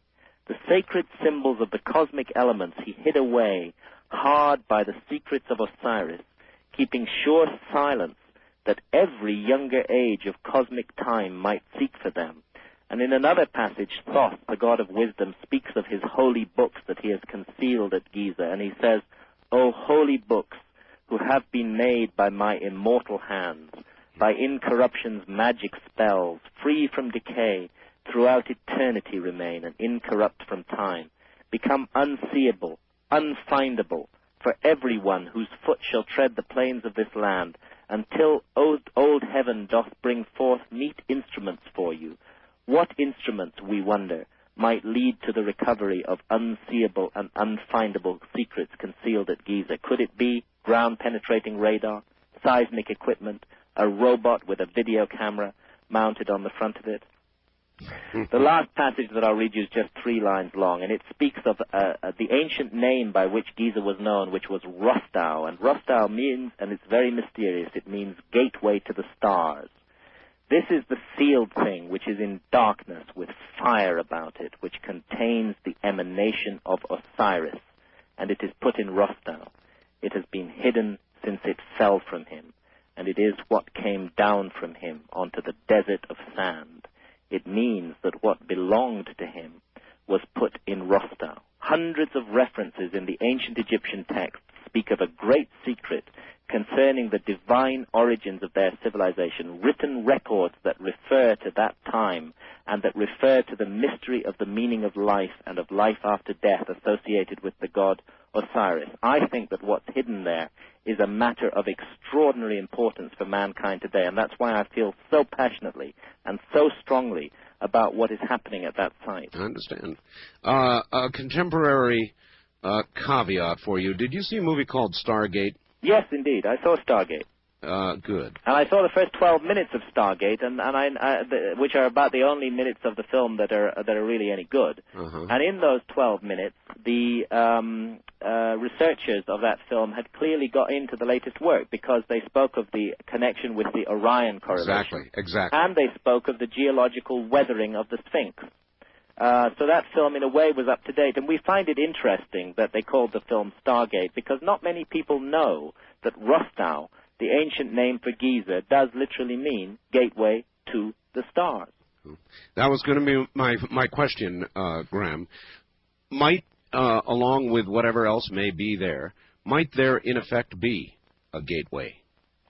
We think that this is precisely what the monuments are. They are a gateway to the stars. They are a gateway to this region of the heavens that the ancient Egyptians called the Duat. They're an interface between this material life and the life beyond death that the ancient Egyptians believed was experienced in that region of the sky through which the soul had to dwell, to travel, a physical interface. Extraordinary monuments with a transformatory capacity on the human mind that can lift the mind out of the body, lift spirit out of matter, help us to realize what we really are. Yes, they are a gateway to the stars. Should we have such a thing, Graham? Well, we do have such a thing, and it was created with extraordinary intelligence and skill, and it was created for a purpose. And those chambers, so cleverly and cunningly concealed beneath the Sphinx and inside the Great Pyramid, were meant to be found, so that every younger age of cosmic time might seek for them, as the ancient texts say. Right, they were meant to be found. Right, let me rephrase the question. Do you believe we're ready to find them? I think if there were ever a time when mankind needed this wisdom that is hidden there, this legacy that the ancient Egyptians themselves inherited, this ancient legacy of wisdom and knowledge, that time is now, because we live in a time of darkness. And a power of evil is afoot in the world, which is trying to persuade all of us that life has no meaning. And that's why there's so much viciousness and cruelty and hateful behavior in the world today. We need this knowledge. We need this wisdom now. And it is there, and people foresaw this long ago. All right, Graham, hold on. It sounds to me a lot like what I call the quickening, economically, politically, socially. Every single avenue of human endeavor that you can measure these days is worsening, quickening, becoming harder to deal with, harder to understand. Life these days means increasingly less as events begin to move faster and faster and faster. Graham Hancock back in a moment. I'm Art Bell, and this is CBC.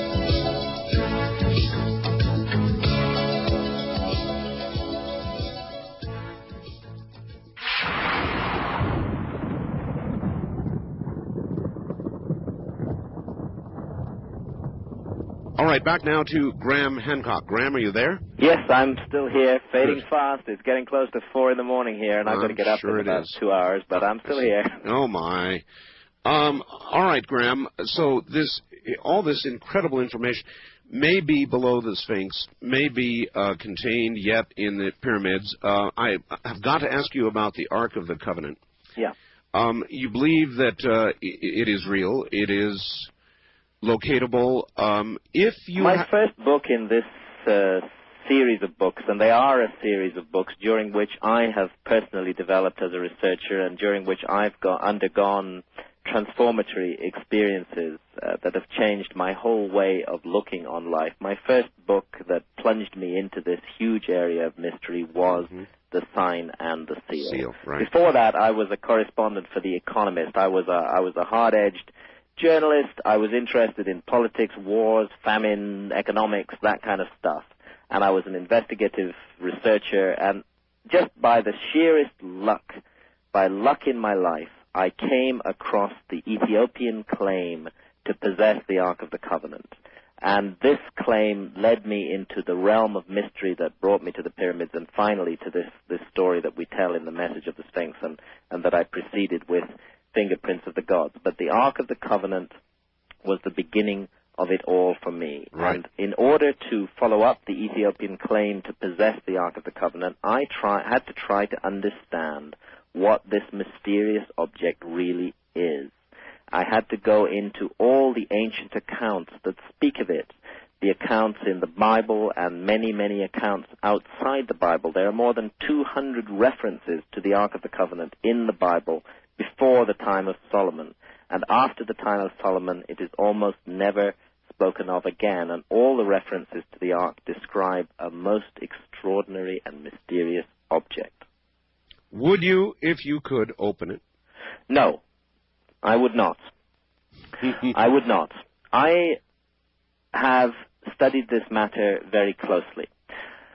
I began to wonder what the Ark is, what it really is. When I came at last at the end of my long journey, which brought me through Egypt, across the deserts of the Sudan, during the Ethiopian Civil War in 1991, and finally up into the highlands of Ethiopia to the city of Aksum, and at last to the monastery, at the heart of which stands the sanctuary chapel in which the Ethiopians claim that the Ark of the Covenant is kept, I was determined to get inside that chapel and see the Ark.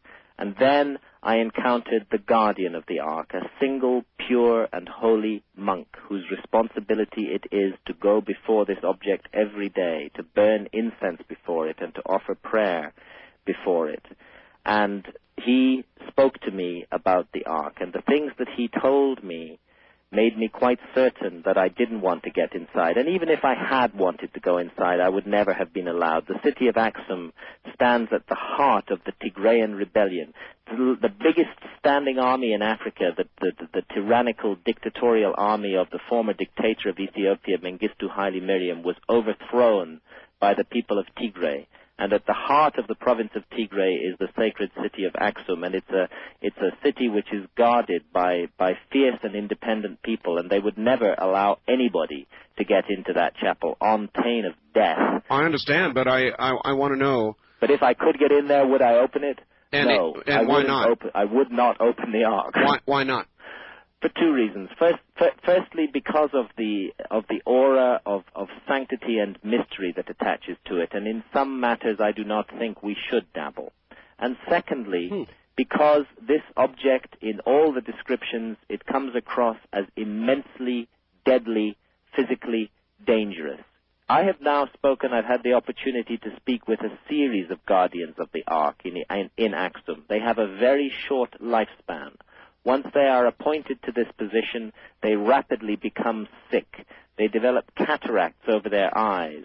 One of them, Tesfa Miriam, the one I interviewed at the end of The Sign and the Seal, Gebra Mikael, who I spoke to in 1991, died a few months later.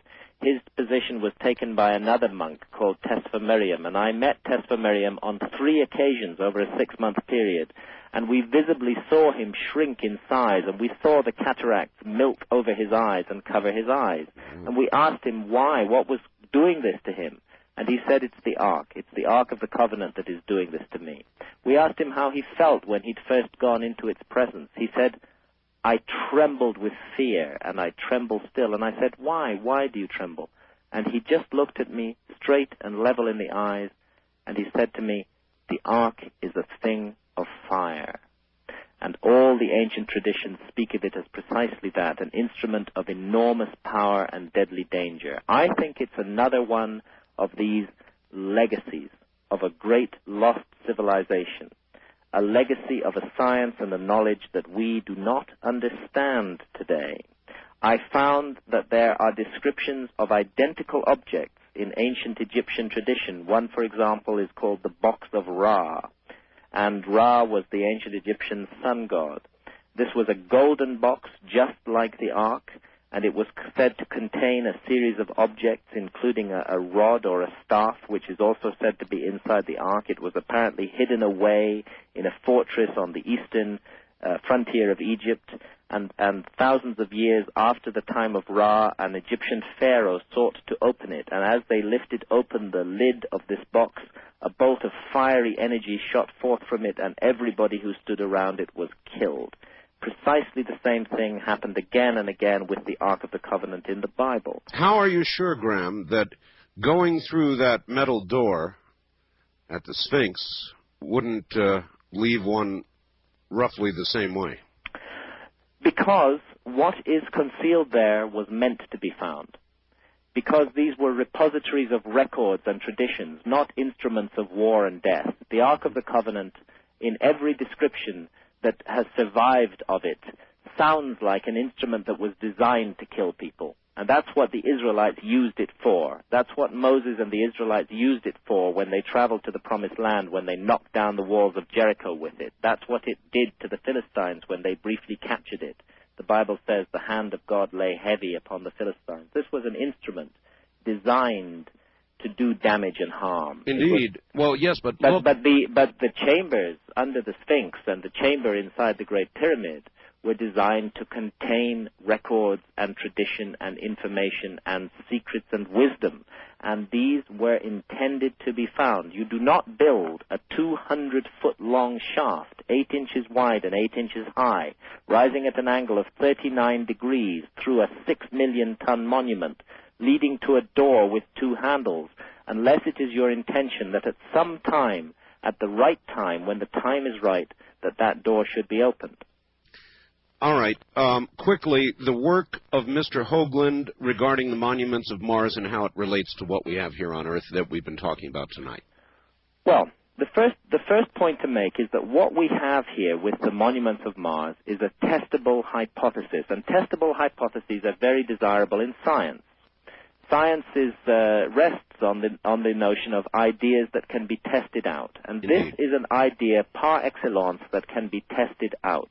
We do not need to speculate any longer about what those curious forms and patterns on the surface of Mars are, which appear to be a group of pyramids and the face of an enormous sphinx about a mile long, gazing straight up at outer space. These first were shown in photographs taken in 1976 by the Voyager mission. Yes. And there is a possibility that the photographs are simply revealing tricks of light and accidents of erosion, and this is the NASA story. This is what NASA says. It's possible, let's face it, it's possible that that's what these things are, but it's also possible that they're artificial. And Richard Hoagland has put together an enormous amount of evidence which compellingly suggests that they are artificial. Now, I don't want to speculate about it. I want the work to be done. I want the research to be done. I want, and I think the American public would want, NASA to make sure that the two vehicles being launched and sent to Mars this year, one an orbiter and one a lander, take a close look at that area on the surface of Mars where these structures appear. These spacecraft are being financed by American public money. They belong to the American public. They do not belong to a few bureaucrats with fixed and rigid ideas. And I think the American public, in their masses, in their millions and tens of millions, would wholeheartedly endorse the use of these vehicles to closely rephotograph those structures on Mars, and the use of the lander to land at that point, which is called Cydonia, and to find out precisely what these things are. If they turn out to be just tricks of light and erosion, then the experiment will still have been worthwhile, and we can draw a line under the matter and forget about it. But my goodness, if they turn out to be artificial structures, then everything changes. Our whole view of life in the solar system changes. Another great mystery opens up. And that's what we're supposed to be doing. That's what human curiosity and intelligence are for. We're supposed to be finding out what we are, why we're here, our place in the universe. And we should be looking with urgency and intelligence and curiosity. We should be looking with interest at these things and finding out what they are. And it stuns me that the bureaucrats at NASA have never allowed this further work to be done. I think it's extraordinary. I think it's bizarre.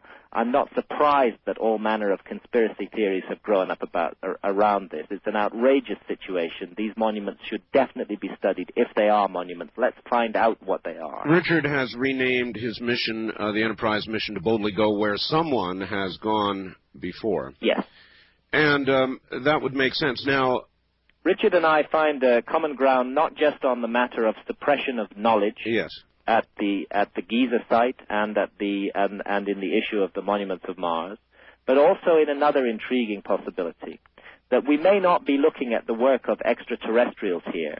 We may be looking at a fingerprint of a distant, lost human civilization. Yes. That an earlier human civilization may have made the climb to the level that we have now reached, where it was capable of exploring neighboring planets in the solar system, and that earlier lost human civilization, spoken of in all the myths and legends of mankind, may have left those monuments on Mars, and that when we get there, what we'll find is ourselves. This is the possibility that haunts me. Again, I don't know if that's the case, but I think we should do the work. I think we should find out.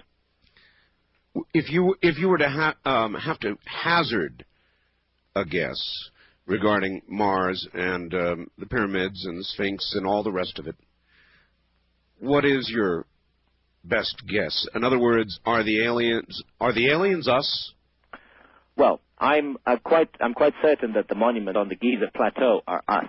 This is the work of human beings, and this is the work designed to carry a great human knowledge and a great human secret. I do believe that these monuments are the legacy of a lost human civilization which knew things that we don't know and which understood the mystery of life far better than we do. Yes, designed by and built by humans? Oh, yes, designed by and built by humans. I see no need to involve aliens in explaining these monuments on Giza. I think it's a good principle in science that if a simple and elegant explanation exists for a mystery, it is preferable to a more complicated and clumsy explanation. And yet it doesn't really. You articulated that in the beginning of the interview, that we really could not have built those things. No, we could have built those things. We just have to abandon our prejudices and assumptions about the past of mankind, that's all. We just have to stop accepting the porridge that's handed out to us by our established academics, who insist on believing that our civilization is the only civilization that has ever reached a high level of development. We have to consider the possibility that we're a species with amnesia, that there is a forgotten civilization way back in our past that was every bit as advanced as we are, perhaps more so, that could do things that we can't do, and that left its fingerprints all around the world. That's fingerprints of the gods. That's the message of the Sphinx. That's what my work is all about. So we could have built those things, but only with the science that we do not today understand. Yes. We're looking at evidence of something we do not understand here, but that doesn't mean that it isn't human. When do you suppose, Graham, we will know the truth about the Sphinx? In other words, is it going to plow forth with this big commercial venture despite your protests? I think that I see evidence all around me that public outrage about this matter is mounting. And I think that the Egyptian authorities are going to have to stop these outrageous projects that are taking place at the Pyramids of the Sphinx at the moment. And I think they're going to have to consider the other applications for projects. As I say, a joint one from Boston and Princeton has been put in, and that one would be conducted with full openness and public scrutiny. What is the timeline if we don't get... She went into the bookstore and ordered it. She waited 4 months. At the end of the 4 months, the manager looked her in the eye and said, "This book is banned in the United States. You have to go to Canada to get it." Good God. Yes. Thought you'd want to know that. Good God. We went out the next day and bought it and disproved them. Yes. Do you know whether or not that book is banned by the Catholic Church? Because I know the Catholic Church is very strong in Louisiana. I'm not aware of any formal ban on the book anywhere. The way that the knowledge filter works in our society is to generally discourage people in one way or another, sometimes by making books difficult to get from reading things. But she may have run into a personal ban. You may have run into a personal ban. It was a personal bookstore ban. She has since it's quite possible. Yeah, there's a new bookstore in town, and she can now get your books. You'll be pleased to know. Good, I'm glad. But I thought you'd want to know there's book police out there. Yeah, there definitely are book police out there. There's no doubt about it. All right, ma'am. Thank you, and I'm glad it's not a fully. I mean, I've got copies here myself. Yeah. Wildcard line, you're on the air with Graham Hancock. Hi. Hi, Art. Graham. Hi. I have a question here.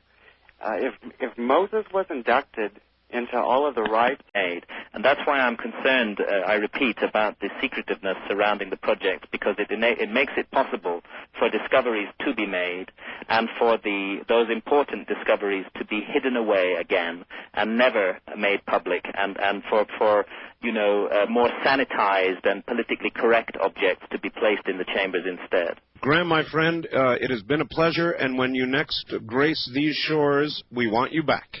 I look forward very much to talking to you, Art. I think your show is a great forum for ideas and discussion and awakening the good spirit in people all around the world, and that's just what I'd like to close on, that there's so much goodness in people, and it's in all of us, and all we need to do is to reach for it and make it strong, and we can send the darkness away.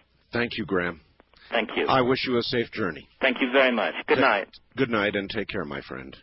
Graham Hancock, author of Fingerprints of the Gods, The Sign and the Seal, The Message of the Sphinx. If you are concerned, a righteous 60 Minutes urge them to investigate what is going on at Giza, 555 West 57th Street, New York, New York, 10019, or fax them at 212-975-0322. That's area code 212-975.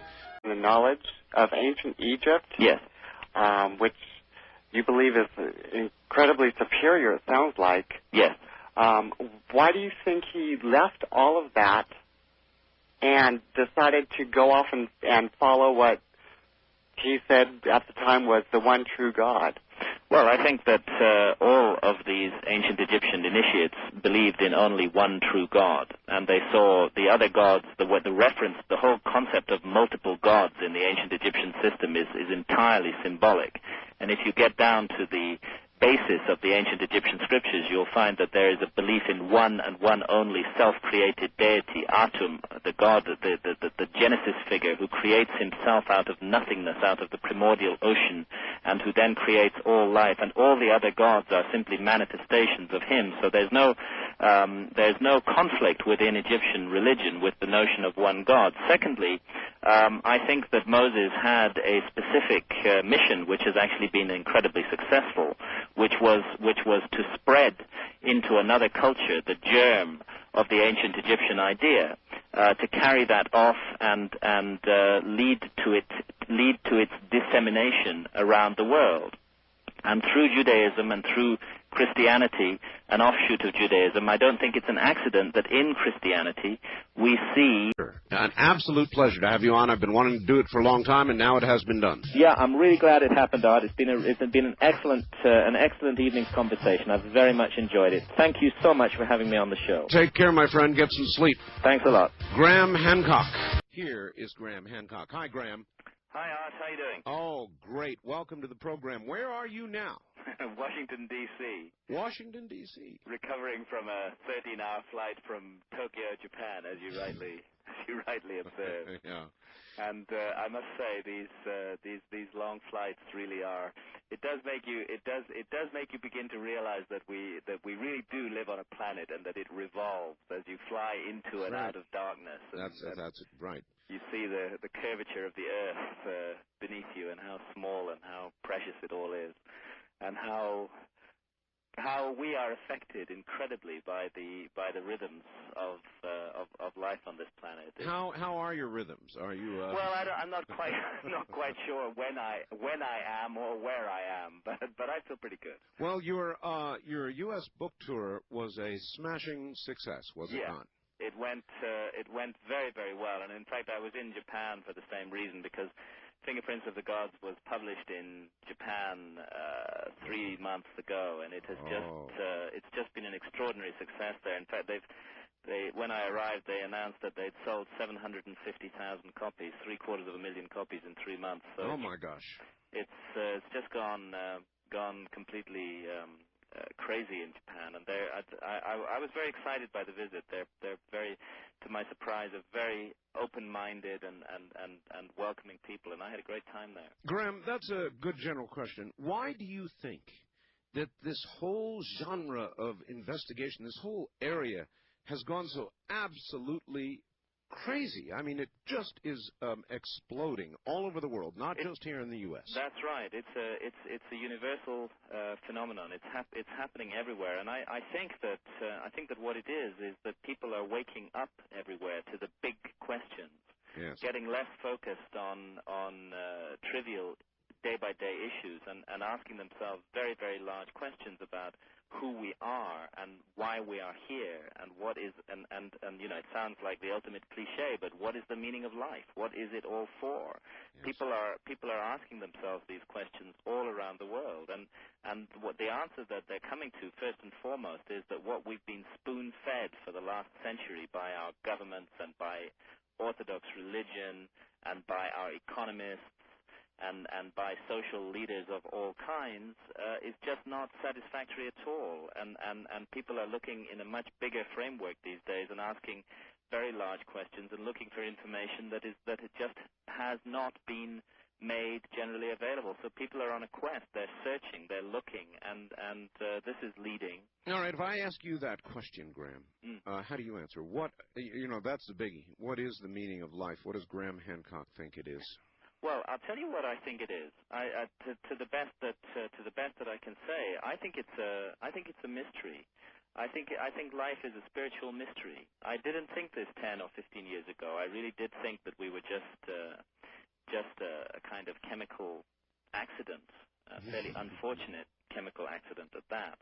I've completely changed my view on all of these issues, and I think that I think that we're involved in a very, very mysterious process that has to do with perfecting and equipping ourselves, preparing ourselves for something bigger and something beyond. I've come to regard life as an extraordinary opportunity to learn and to grow and to develop. And I don't think that anything that we learn, any experience that we encounter, any challenge that we overcome is wasted. I think it's all part of something that we add to ourselves as we go along. And I think that every time we take refuge in illusions of safety and security and fail to take the opportunities that life throws at us to transcend ourselves, I think we're letting ourselves down very, very badly. I've come to believe passionately that consciousness can and does survive death. And since I do believe that, I think that every moment I spend on this planet is precious and must not be wasted. And that's a view I honestly and genuinely try to communicate to everybody I talk to. So perhaps the meaning is not designed to be discerned. Maybe the meaning is the quest itself. The meaning, you're absolutely right, Art. The meaning is the quest itself. This is the journey of life. It's to discover as best we can who and what we are. And because I have been immersed in ancient texts and ancient wisdom for so long now, I no longer ridicule such notions as reincarnation. I think probably we do come back in all kinds of different experiences and lifetimes, because one lifetime is not enough. There's a continual process of learning and growing and developing, and all the ancient religions say that eventually we reach a moment when we do transcend. For the ancient Egyptians, the ultimate objective was to become a star. Imagine that, become a star, become a sun in the sky, distributing life throughout the universe, full of light and warmth and altruism. All right. Graham, can I ask you just a straight-out question? I had somebody, after your last appearance, they called me up and they said, it's ridiculous. We could build the pyramids. Who's to say we couldn't build the pyramids? What is the evidence that we could not build the pyramids, or could not have then built the pyramids? What is the best evidence? Well, the best evidence is that we haven't done it. We haven't built the pyramids, nor anything like them. We've built temporary, ugly, meaningless pieces of architecture all around the world that are not connected to any powerful spiritual force. You see, the pyramids, the three great pyramids of Egypt and the Great Sphinx, are much, much more than just three massive buildings. Yes. They are a place of spiritual transformation. They have an extraordinary effect upon the soul. And there is nothing that we build today which does that or which has that effect, because we have lost the knowledge of how to do so.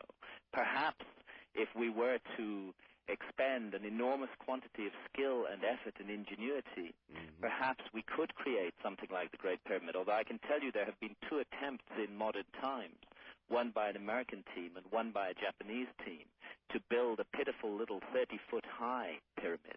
And what happened? And they both failed.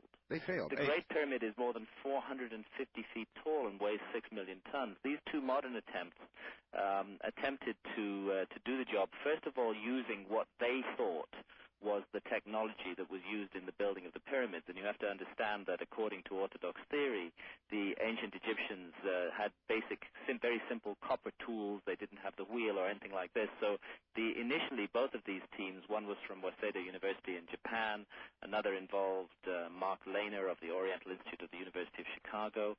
They tried to do the job with simple tools. And the Japanese attempt was a total disaster, and Mark Lehner and his team managed to build 1/3 of their pitiful little 30-foot tall pyramid before giving up. And what both of these attempts demonstrated, the Japanese actually had to give up using so-called ancient technology and started trying to use cranes, and even this failed. It was a dismal, laughable joke, and it shows that we don't actually even have the technical ability to do that job with that perfection on that scale. But the technical ability, to me, is much less interesting than the spiritual effect of these monuments. How could they have done it, Graham? Well, they knew something. They knew something, many things that we do not know. And actually, I don't know how they did it. All I know is they didn't do it the way that our scholars, our Orthodox scholars, tell us they did do it. That I'm sure of, as sure as I can be of anything on the face of this earth. They didn't build it with teams of unwilling workers and ramps a mile long. No, it wasn't done that way. All right, before we go to the phones, this is very important. I got in fact, several panicked communications. This is really interesting, Graham, from some people up in the Bay Area in San Francisco. Yes. After the last program we did. And they were very, very concerned about the commercialization of the opening of the Sphinx. Yes, I'm very concerned about it. I know you are. And but they wanted to do something. So they called the Egyptian embassy. And the person there at first kind of poo-pooed the whole thing and said, no, this isn't happening. And so the person then forwarded a lot of your information to this official in the embassy.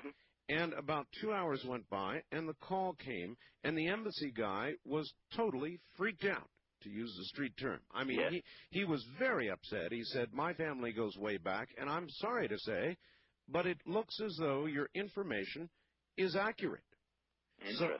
So, interesting, right. So the question is, people who are disturbed about the manner of the procession of the opening of this, who do they respond to? Who do they write to?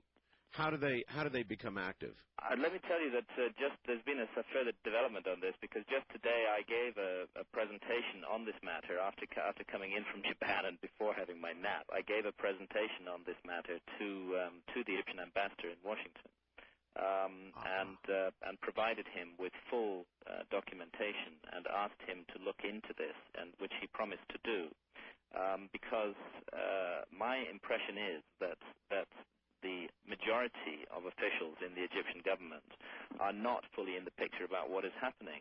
The control over the monuments of Giza has been delegated to a subcommittee within the Egyptian Antiquities Organization, and that subcommittee is deeply and powerfully influenced by a man called Zahi Hawass, who is the official responsible for the pyramids and the Sphinx. And Zahi Hawass is directly, personally involved in the project that is taking place at the Sphinx at the moment, and indeed plays a starring role in the ghastly commercial promotional videotape produced by the team who are working, who have got the license to do the work at the Sphinx. And I'm not sure how much further knowledge of this goes within the Egyptian government, but I think that the more noise we all make about this, the more likely this horrific project is to be stopped. All right, where do we direct the noise? Well, I think that I believe very strongly in concentration of force, and while it would be good for people, I think that what needs to be done is to get a major newspaper or a major investigative television program in this country to actually go to Giza, to question all the officials involved, to question the Florida State University officials who are involved in this project. 4 geologists from Florida State University are involved in the project. Perhaps to question Joseph Shore, S-C-H-O-R, who is the individual through the Shore Foundation who is largely involved in financing this project, and to get full details on what is happening and to report this. And my knowledge of the American media is not as wide as it should be, but I would say that rather than send letters to lots of different programs or newspapers, it would be worth nominating 1 or 2 and have everybody write to them and say, we're concerned about this matter and we want it investigated. All right, well, it's got to be somebody with the resources. I would say CBS's 60 Minutes might be a good target. Yes. And they have the resources to go there and do as you have suggested. That's right. Graham, what do you think's inside the chamber of the Sphinx?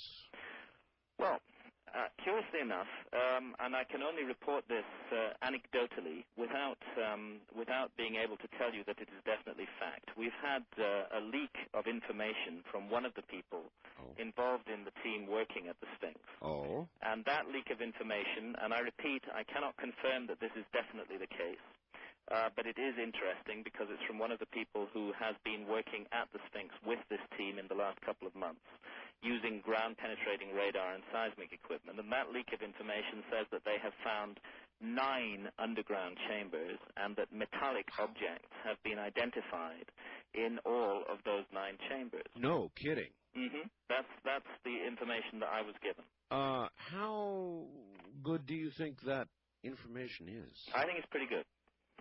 I think that it's the genuine article. 9 underground chambers, and they've located which are according to their remote sensing equipment, these chambers contain metallic objects.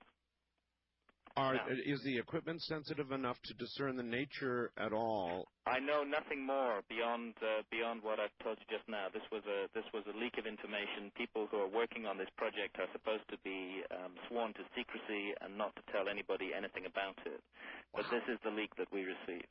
Wow, that's some leak. Yes, it is. Particularly since if we examine the ancient Egyptian traditions concerning the quote-unquote Hall of Records, concerning the secret, the great secret of the gods that they say is concealed at Giza. It speaks of books, documents, records going back to the time of the gods, and it says that this record chamber is guarded by metal statues of curious or strange abilities. On that note, we're at the bottom of the hour. We're going to come back and take calls. Holy mackerel. Boy, am I glad we had Graham back. That's some leak, isn't it? We'll be back with Graham Hancock, author of Fingerprints of the Gods and more in a moment. This is CBC.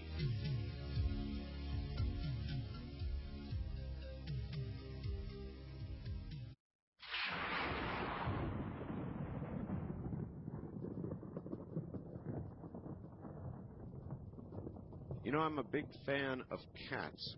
Somebody sent this one line to me that has stuck with me all day today that I absolutely love. It simply says, "Hi, Art.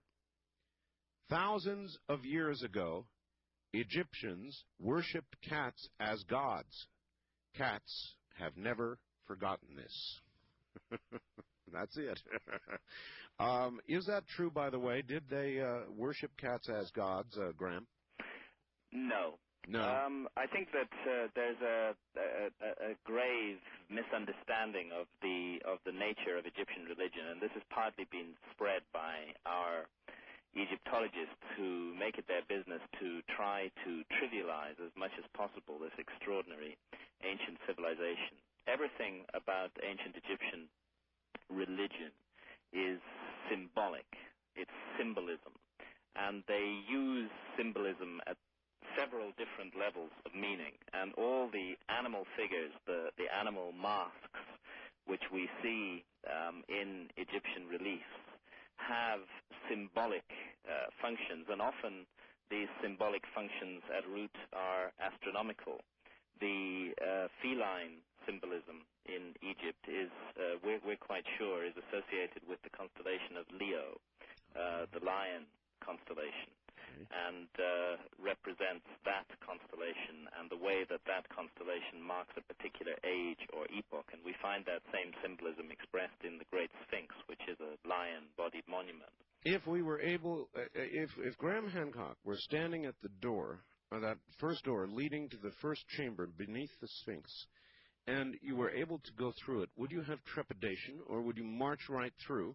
No, I would have immense trepidation about going through it. These places are not meant to be marched into. I do think that they were meant to be found, but I think that what is required is a period of preparation, of careful preparation, and that's one of the reasons, amongst many, why I think that the project currently granted a license by the Egyptian Antiquities Organization at the Sphinx must be stopped forthwith, and the license must be withdrawn, while proper consideration is given to how this matter should be followed up. I do definitely believe that these chambers should be opened.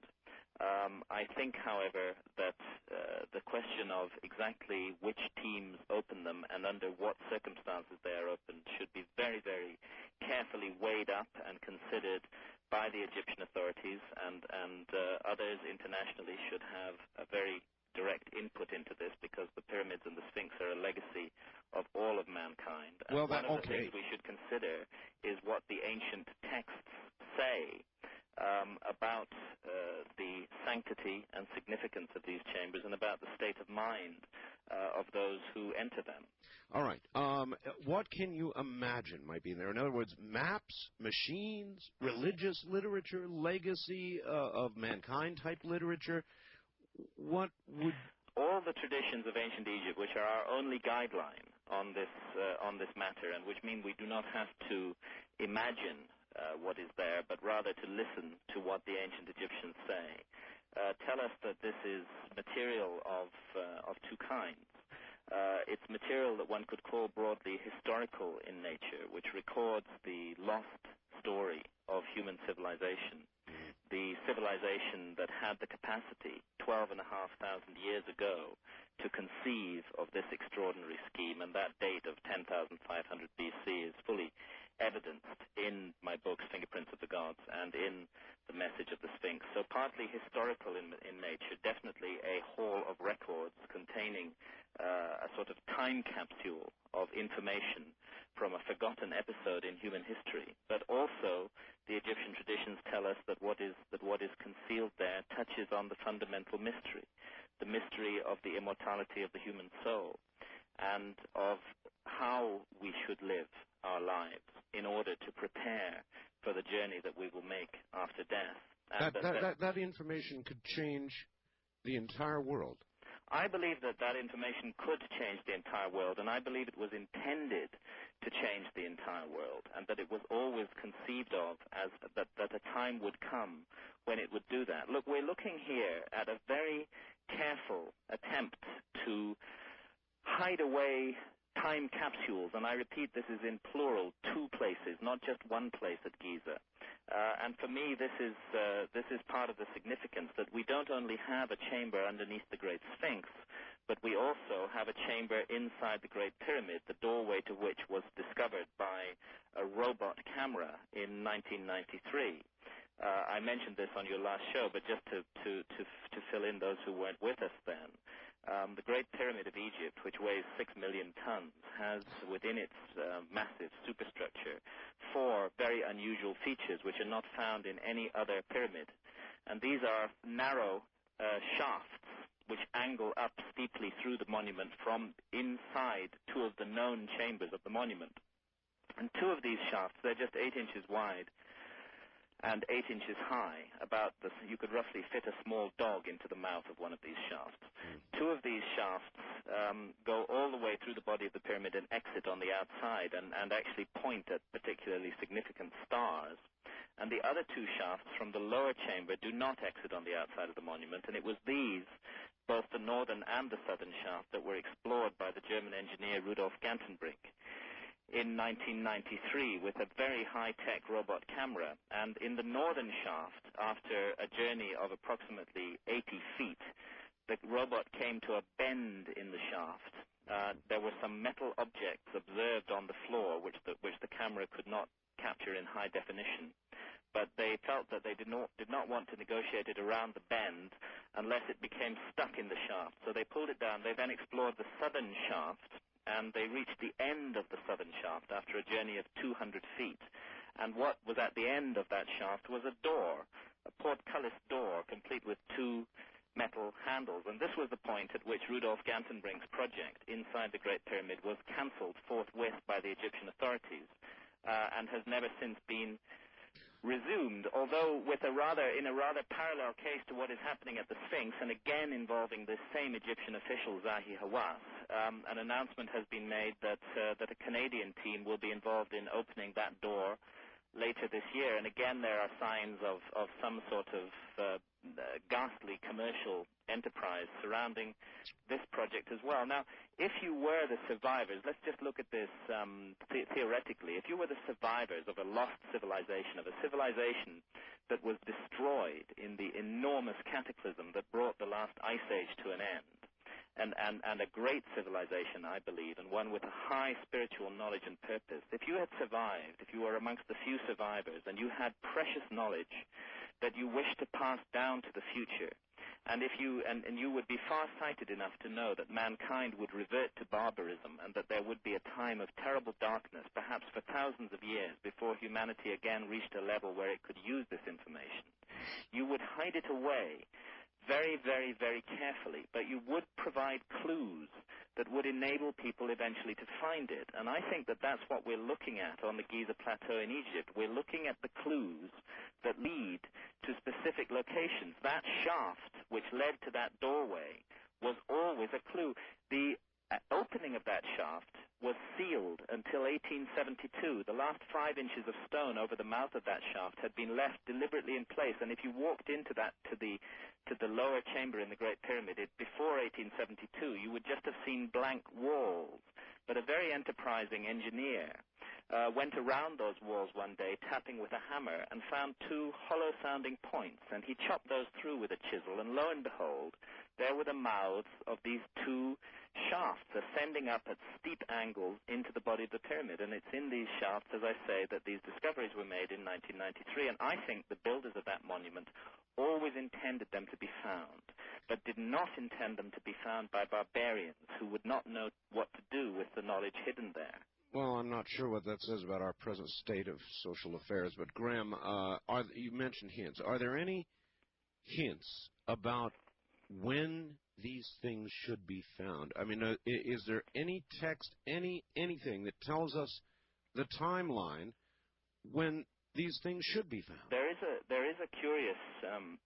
a curious suggestion of this, which is locked deeply into the entire ancient Egyptian system of knowledge, and this is connected to the changing patterns of the stars and the great cycle of the constellation of Orion, which, like all the stars in the sky, changes its positions over a 26,000-year cycle. And the effect of this change in position is to cause its altitude above the horizon to continuously rise for 13,000 years, then to fall for 13,000 years, then to rise again for 13,000 years. And if we go back to the beginning of that cycle, we find ourselves in the period when these monuments, when this incredible site was originally conceived, which I'm absolutely adamantly certain is the epoch of 10,500 BC, and it is now a simple astronomical fact that we're at the end of the current cycle. We're at the highest altitude, whereas at that time the stars were at the lowest altitude. We were then at the first time of Orion, Osiris, and we are now at the last time, what would be in astronomical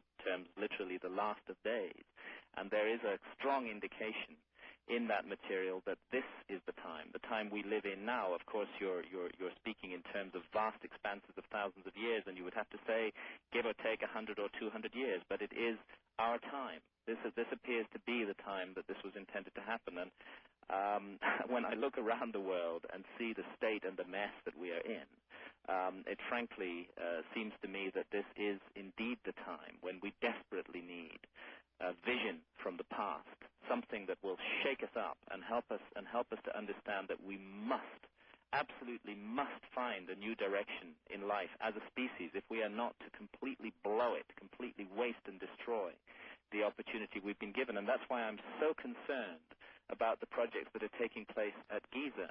I'm concerned with the secrecy surrounding these projects, and I'm concerned that objects could actually be removed from those chambers, and it could be taken away without the rest of us knowing anything about it whatsoever. Or no, I don't know a lot about the pyramids, but I remember all the old movies, Graham, about the pyramids and sand shifting and walls and rocks coming down. Is it not possible that if they go blundering in the wrong way, Graham, there could be destruction? Yes, it's highly possible. I would say it's highly possible. I would say that the ancient geniuses who created these structures had a profound knowledge of human nature and knew that greed and ego and the lust for power would come into play when these chambers were being discovered. And it is most probable indeed that they will have taken safeguards to protect against that, which still doesn't mean that the rest of us should be complacent about it. Perhaps the safeguard that they created was a psychological one. Perhaps the safeguard is us perhaps it's up to us, perhaps it's up to the world community to assert definitely that these monuments are a legacy of the whole of mankind, and that the research and the projects that are taking place at them cannot be monopolized in secret by a few wealthy and powerful individuals. Perhaps that's the safeguard. Perhaps it's awakening human knowledge which will protect these chambers ultimately. All right. One quick question, then we've got to go to the phones. Here it is. My question to Mr. Hancock, this by facts. If the pyramids were not built, as the scholars say it was, by thousands of unwilling workers and made long sand ramps, then tell me, Mr. Hancock, how was it built? Please be specific if you are so sure how it was not built. Well, first of all, we can be sure that it wasn't built with long sand ramps. There's simple engineering reasons for this. A team of human labor hauling a 2.5-ton block, and 2.5 tons is the minimum weight of a block in the Great Pyramid, cannot haul that block up an incline steeper than 1 in 10. Any steeper incline than 1 in 10 is impossible. Very detailed engineering studies have been done on this, and Robert Boval, who is, by the way, a construction engineer, my co-author on The Message of the Sphinx, Robert Boval and I report this information in The Message of the Sphinx in considerable detail. Now, a 1 in 10 ramp to reach the top of the Great Pyramid would have to be a mile long. If it were made of sand, or mud or earth of any kind, it would collapse entirely under its own weight. The blocks being hauled up that ramp would cause the ramp itself to collapse. This is simple physics. The ramp would not support the weight of the blocks. Therefore, the only kind of ramp you could build which would be sufficiently stable to haul very heavy blocks, and I stress the minimum weight is 2.5 tons. There are blocks of 70 tons in the Great Pyramid. The ramp itself would have to be made of material as stable as the pyramids themselves. In other words, the ramps would have to be made of 2.5-ton blocks of stone as well. And a 1 mile long ramp reaching a height of 450 feet would occupy many, many times more area, of course, and more weight, and millions of times more material than the Great Pyramid itself. That material is nowhere to be seen around the Giza necropolis. That material that would have had to have been used to make those ramps has never been found. Then, Graham, can you conceive of how it was done? Or is the answer that is part of the mystery? For me, that is part of the mystery, but I think it's clear that we are looking at a lost technology or a lost form of human knowledge. I pay attention to the many ancient Egyptian traditions that speak of priests using a kind of focused energy of the mind that they called hekau, which we primitively translate as magic, using focused energy of the mind to lift blocks of stone off the ground without effort, literally a levitation of the blocks of stone. I don't want to sound like some crazy, but we are so rooted and grounded in our materialistic conception of how things can be done.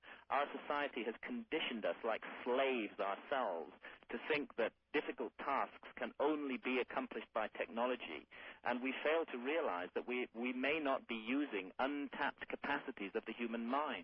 We may have the capacity as a species to do the most wonderful and extraordinary things, to achieve almost anything we can imagine, but we've got so fixed and locked into the technological way of thinking that we always look for a technological explanation. And that's why, since we know that there is no evidence, there's no surviving evidence of a high technology from the period of 2500 BC, we therefore go along with the Egyptologists when they come up with these ludicrous theories about slaves and ramps.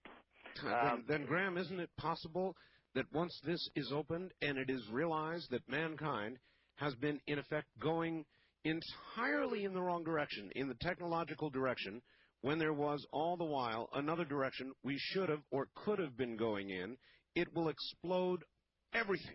Yes, that's why this material is in fact so subversive, and why there is such hostility and opposition to it by established authorities.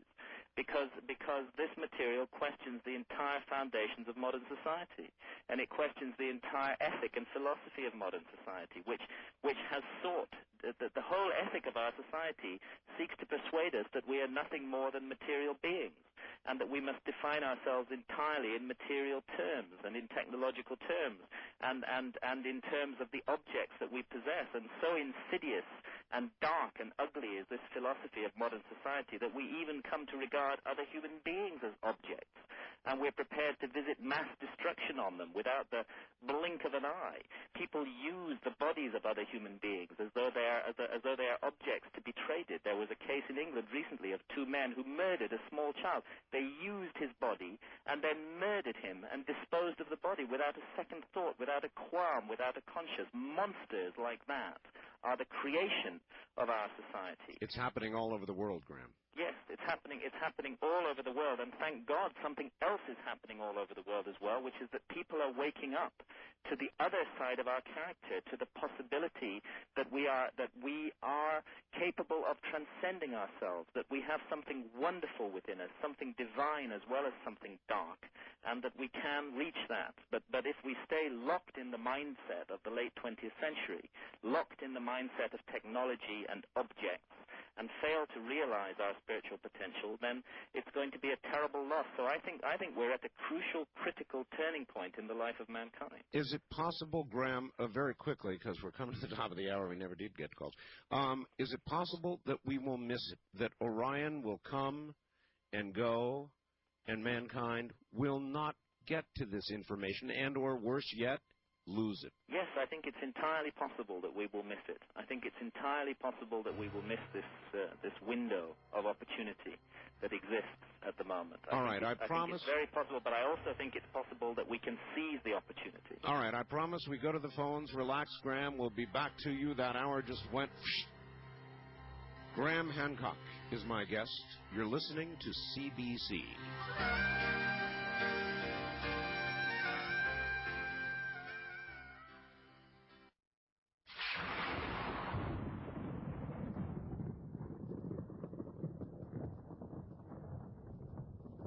From Washington, D.C., once again, Graham Hancock. Graham, if you could answer one quick question, then to the calls. It's a fax from Torrance, California. Would you please ask Graham about a tool that Moses used to write the Ten Commandments? In his book, The Sign and Seal, he says that Moses went into the clouds on Mount Ararat. When he returned after using this tool, he had to cover his face. Was this some sort of powered tool? How was it powered? Was it a laser? What could it have been? Yes, thank you for that for that question. It was while I was writing The Sign and the Seal, which is my quest for the Lost Ark of the Covenant, that I first started to bump into these strange echoes of a kind of lost system of knowledge from long, long ago. Strange descriptions of objects and artifacts that seemed out of place in time and didn't fit with the orthodox view of history at that time. And actually, I think that the person who sent the fax is getting a couple of points that I made in The Sign and the Seal mixed up. There is a strange tool, I guess would be the word for it, that I refer to in The Sign and the Seal, which was known as the shamir, the stone that cuts rocks, or in some translations, the worm that cuts rocks. And this strange device was said to have cut through the hardest of rock without creating any friction or heat, that it was to have been soundless in operation, and to have had such a nature that it had to be kept in a lead container, that any other form of container would become dangerous because of it. And this strange object is said in ancient Judaic traditions to have been used in the construction of the Temple of Solomon in Jerusalem, because there was a prescription against using iron tools in the cutting of the ashlar blocks of the Temple of Solomon. And therefore it is said in many ancient Judaic traditions that the shamir was used instead, some kind of device that we don't understand, which was capable of cutting the hardest rocks. They said that it could engrave tiny letters onto jewels, Yes, it does sound like I mean, if we look at it in terms of modern stuff, it sounds like some kind of laser. Like some kind of laser. All right. Or with an energy source. Now, the other point that the person who sent the fax makes is right. The Bible tells us that Moses, in fact, went up Mount Sinai twice, 2 periods of 40 days. At the end of the first 40-day period, he came down supposedly with the 10 Commandments written on 2 tablets of stone by the finger of God, and he found the Israelites worshipping the golden calf, and the Bible says that he destroyed the 2 tablets of stone at that time. He then returned back up the Mount Sinai, spent another 40-day period there, and came down with 2 more tablets of stone. And this time, when he came down, his face is reported to have glowed so horribly that all his followers were terrified, and that ever afterwards, until the end of his days, he had to wear a veil over his face. It sounds like he was burnt. And when you listen to the descriptions of what went on at the top of Mount Sinai in the Bible and in extra biblical sources, it does sound very, very odd. And for me, the answer to this, and it was really the research I was doing on that led me to the research of fingerprints of the gods, and from there to the message of the Sphinx, because the background of Moses is the crucial issue. Moses grew up in the household of a pharaoh of Egypt. In fact, he was groomed as a potential pharaoh, and this means that he would have been initiated into all the high wisdom and knowledge of ancient Egypt. And I think that much of the magic and miracles associated with Moses needs to be understood in context of his Egyptian background as a high initiate, as a high priest, in fact, in the Egyptian tradition. And even the Ark of the Covenant itself, I found, has precedence in Egyptian traditions. Golden boxes are described, which, when opened, produce a jet of flame that comes out and burns, consumes anybody standing around them. That's exactly what the Ark of the Covenant did. And we are not to open that, are we? I would say not, no. All right, let's go to the phones. We promised we've got to do it. First-time caller line, you're on the air with Graham Hancock. Hi. Good evening. Good evening. Hi. Where are you, sir? Speak to both of you, Mr. Bell and Mr. Hancock. Yes, sir. Where are you? I'm in the San Joaquin Valley of California. All right, go ahead.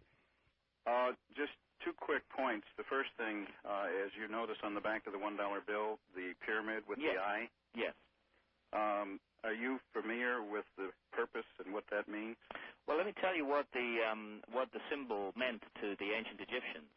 It meant the immortality of the soul. It was, they called it the benben, and it was the top, or the pyramidion, the top point of a pyramid, and you also see the same device on top of all obelisks. And it was associated with immortality. It was a symbol of immortality, and it was the primary symbol of ancient Egypt. I think, and I really think that the evidence for this is very strong, and indeed Robert Boval and I plan a second book and are working on the initial research of that at the moment, which will go into this, that the ancient Egyptian wisdom tradition, which was a tradition aimed at the spiritualization of mankind, did go underground after the destruction, the final destruction of Egyptian civilization under the jackboot of the Roman Empire, that this wisdom tradition went underground, and that it has found many ways to filter through into the modern world and to express its... Does one experience when one stands within the pyramid? Well, for me, it's above all else a profound sense of mystery and of the sacred, and of an invitation, and the invitation says, know me, work me out, work out what I am. Don't just stand there awed, but figure me out. This is what the pyramid says more than anything else. It invites me to use my mind and to try and work out what it is. And this is why I feel Egyptologists have done us such a horrible disfavor over the last 150 years by telling us that they have all the answers and that we need not think about this monument. It was meant to make us think, and through thinking, through stimulating the intellect, it was meant to heighten the immaterial, the spiritual part of ourselves. All right. First-time caller line. You're on the air with Graham Hancock. Hi. Hello, Art Bell. Hello. Where are you? I am in Topanga, California. All right. I've had a very strange experience with fingerprints of the gods. Hello, Graham Hancock. Hi. Hello. Nice to hear you. Thanks. My cousin attempted to get fingerprints of the gods for me at Christmas time. She lives in Louisiana. To an almost unimaginable level, and that the frequent out-of-body experiences which modern people who have spent the night in the King's Chamber of the Great Pyramid report are connected to this ancient ceremony, that the initiatory function of these monuments is still active today, that they're working all by themselves, even without the cultural context that once energized them. All right, try this out. This goes to Mr. Hoagland's work, I believe. Yes. Graham, the shafts in the pyramid at Giza were used to, quote, tune, end quote, the instrument to the base frequency of the Earth. Purpose? To attempt to keep the Earth in tune and prevent geologic disasters.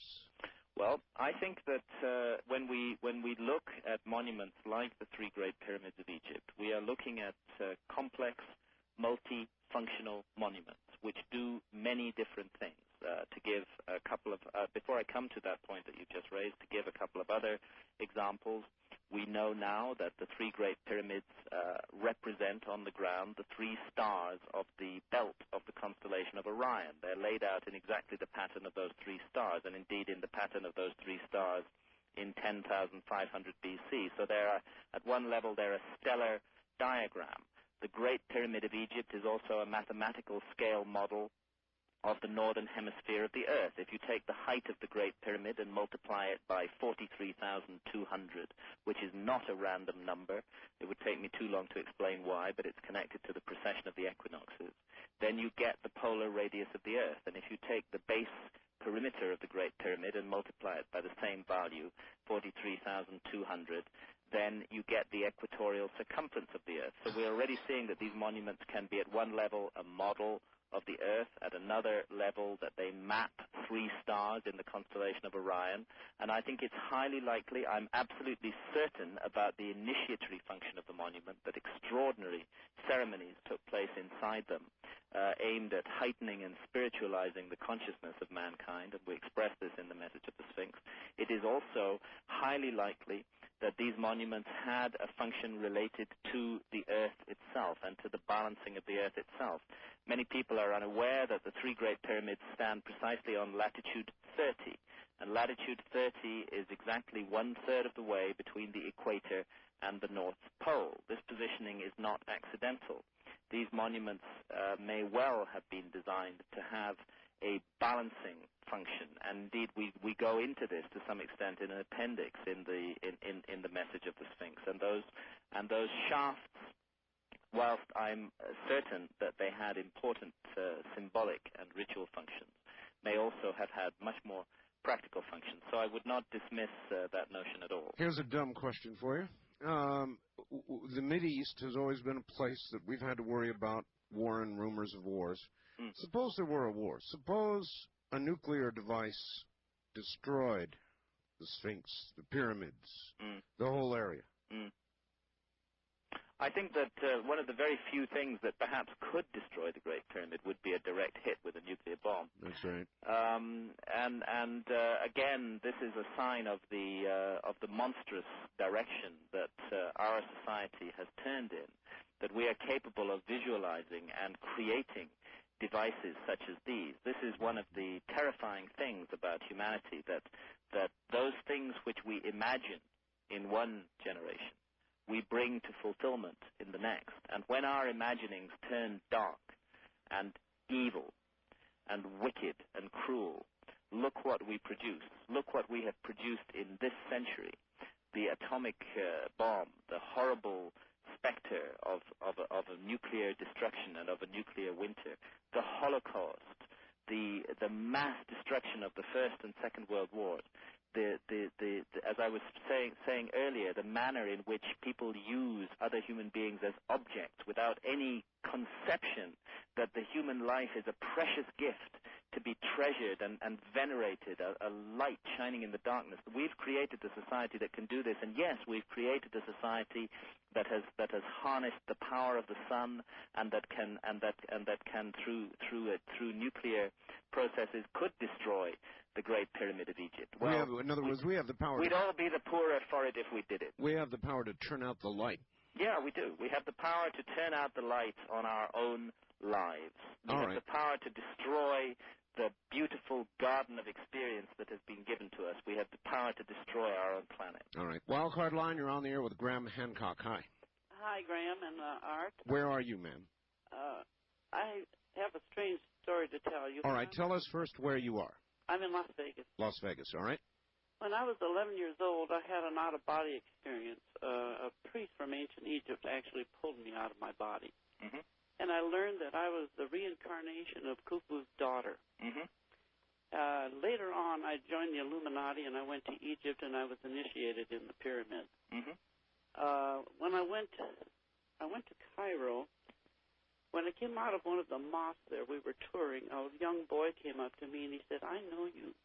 Mm-hmm. And thinking he might be a relative of someone I knew in the States, I said, "Oh, you do?" And he said, "Yes. You're Pharaoh's daughter. Your pictures are in all the tombs." How do you react when you hear this kind of thing, Graham?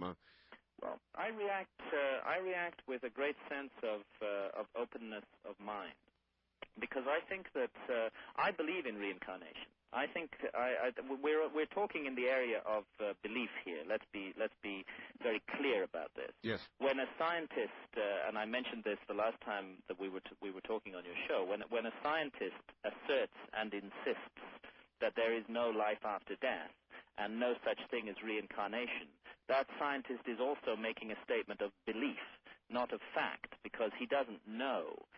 He's making a statement of his particular religious belief, and I find it a very unnourishing and unfulfilling religious belief indeed. Such scientists believe in nothing whatsoever apart from the material body. So we're in the area of belief here, and my belief, contrary to the so-called rational view of modern science, is that life is an extremely mysterious process, and that we are here to learn and to grow, that it's a precious opportunity, and I think we do come back. I think we do live many lifetimes. Can't prove it. It's just my belief. And it's a belief that has been strengthened by a deep immersion in the study of ancient texts and traditions. Now, if it's the case that we come back, then this experience that has just been reported to us may well be a valid one. And I can tell you that many people around the world today have a sense of an awakening memory. There is a sense that the pyramids of Egypt are operating like a beacon, drawing people towards them. And imagine this. Imagine if you were the survivors, as I spoke before, of a lost civilization with a high wisdom and knowledge, a knowledge that we do not have today, and you believed in reincarnation, and not just believed, you knew that it happened, and you knew that you would be reborn 12,000 or more years in the future, and that you knew that part of the deal with reincarnation is that you do not remember past lives, that at the most you get these faint, haunting recollections, but you do not clearly remember. Yeah. Perhaps you would create an alarm clock for yourself. Perhaps you would create a beacon that would draw you towards it, and an alarm clock, a symbolic alarm clock that would awaken those repressed memories of past lives. And therefore, I don't think it's necessarily to be scoffed at or entirely an accident that the Great Pyramids of Egypt have this effect on so many people, that they awaken their memories to past lives, and perhaps the whole generation is coming back and being awoken. That's a fascinating concept, that they are, in effect, an alarm clock. Yes, an alarm clock for the planet, to wake up traditions, every single ancient tradition in the world that speaks of a former cataclysm and of the destruction of a great antediluvian civilization.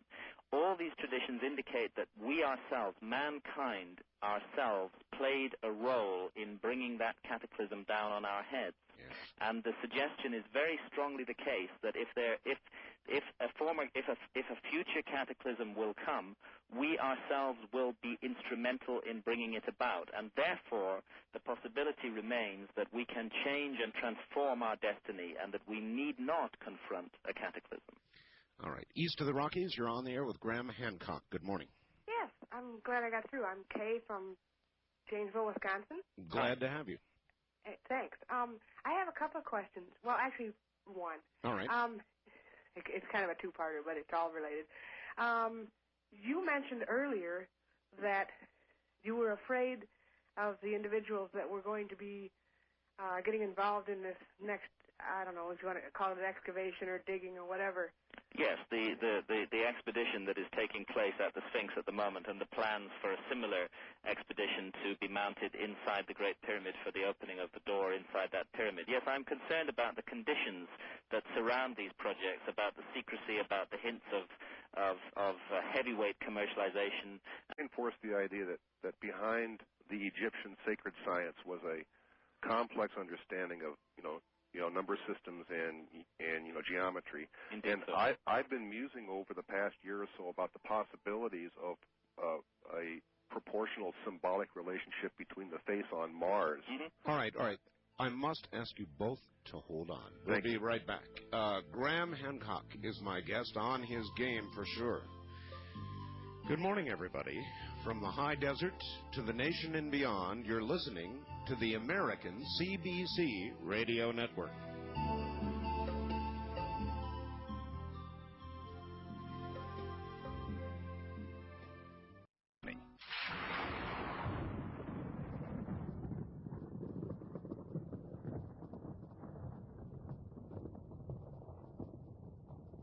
To my guest, Graham Hancock, and our caller. Caller, you're back on the air again. Yes, sir. Thank you. Anyway, my first question was that I was wondering about the proportional and symbolic relationships between the face on Mars and the Sphinx in Giza, and I wanted to know if you had any, if you would reflect any ideas on what you think about it. Well, let me tell you. I'm in regular contact with Richard Hoagland. He's a fellow researcher and has become a friend over the last couple of years, and I'm a great admirer of Richard's work. I think that Richard Hoagland has done incredibly important and courageous work against an enormous amount of opposition in drawing attention to these extraordinary anomalies on the surface of Mars, and to certain anomalies on the Moon, and to anomalies concerning our exploration of those worlds. And by FedEx this morning, I received an amazing package of material from Richard Hoagland concerning star alignments over the key landing sites on the Moon, and at the time of the orbital mission to Mars. I think it would be. I can highly recommend. I'm not going to reveal what these computer printouts show me, because this is Richard Hoagland's work and it's his research, and I think that Richard himself should talk about this. But what I can tell you is that it suggests a stunning series of links. Not only in terms of the physical appearance of the monuments, but also in terms of astronomical alignments, and in terms of the very secretive exploration of these worlds by our organizations here in the United States, by our scientists. A stunning series of alignments and connections have been shown to me in these computer printouts that Richard Hoagland has prepared. I am more and more convinced that there is something very, very peculiar going on, and that there is indeed a terrestrial connection, as Richard puts it, with these anomalous structures on Mars. The material that I'm looking at is quite stunning, and I hope that you'll have Richard on to talk about this at some point. Of course, he wanted me to have you on, almost demanded it, and it's well that I did. And I should tell you, since I had you on last, I had Professor Stanley McDaniel on, and the professor revealed new studies which are showing that in some cases the odds of the structures on Mars being anything but, in other words, being some sort of normal formation. The odds against that are literally now millions. Yes. Millions. Well, I would agree with him. And looking at the star maps that are presently in front of me, concerning the locations of those structures and concerning the landing sites for the moon missions as well, I think that we're looking at something quite extraordinary here. And I think it's very, very urgent that this work be taken further.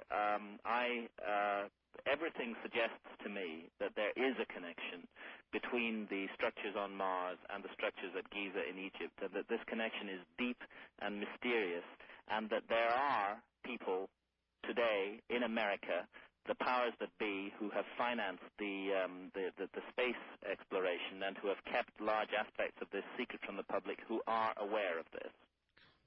West of the Rockies, you're on the air with Graham Hancock. Hi. Hello, this is Ken in Cerritos, California. Yes, sir. Oh, how wonderful to get through. Hi. I'd like to compliment Graham on the wonderful way he puts his books together. It's very well read and easy to read. Thank you. It. I had a multiple question on the shafts in the Great Pyramid. Yes.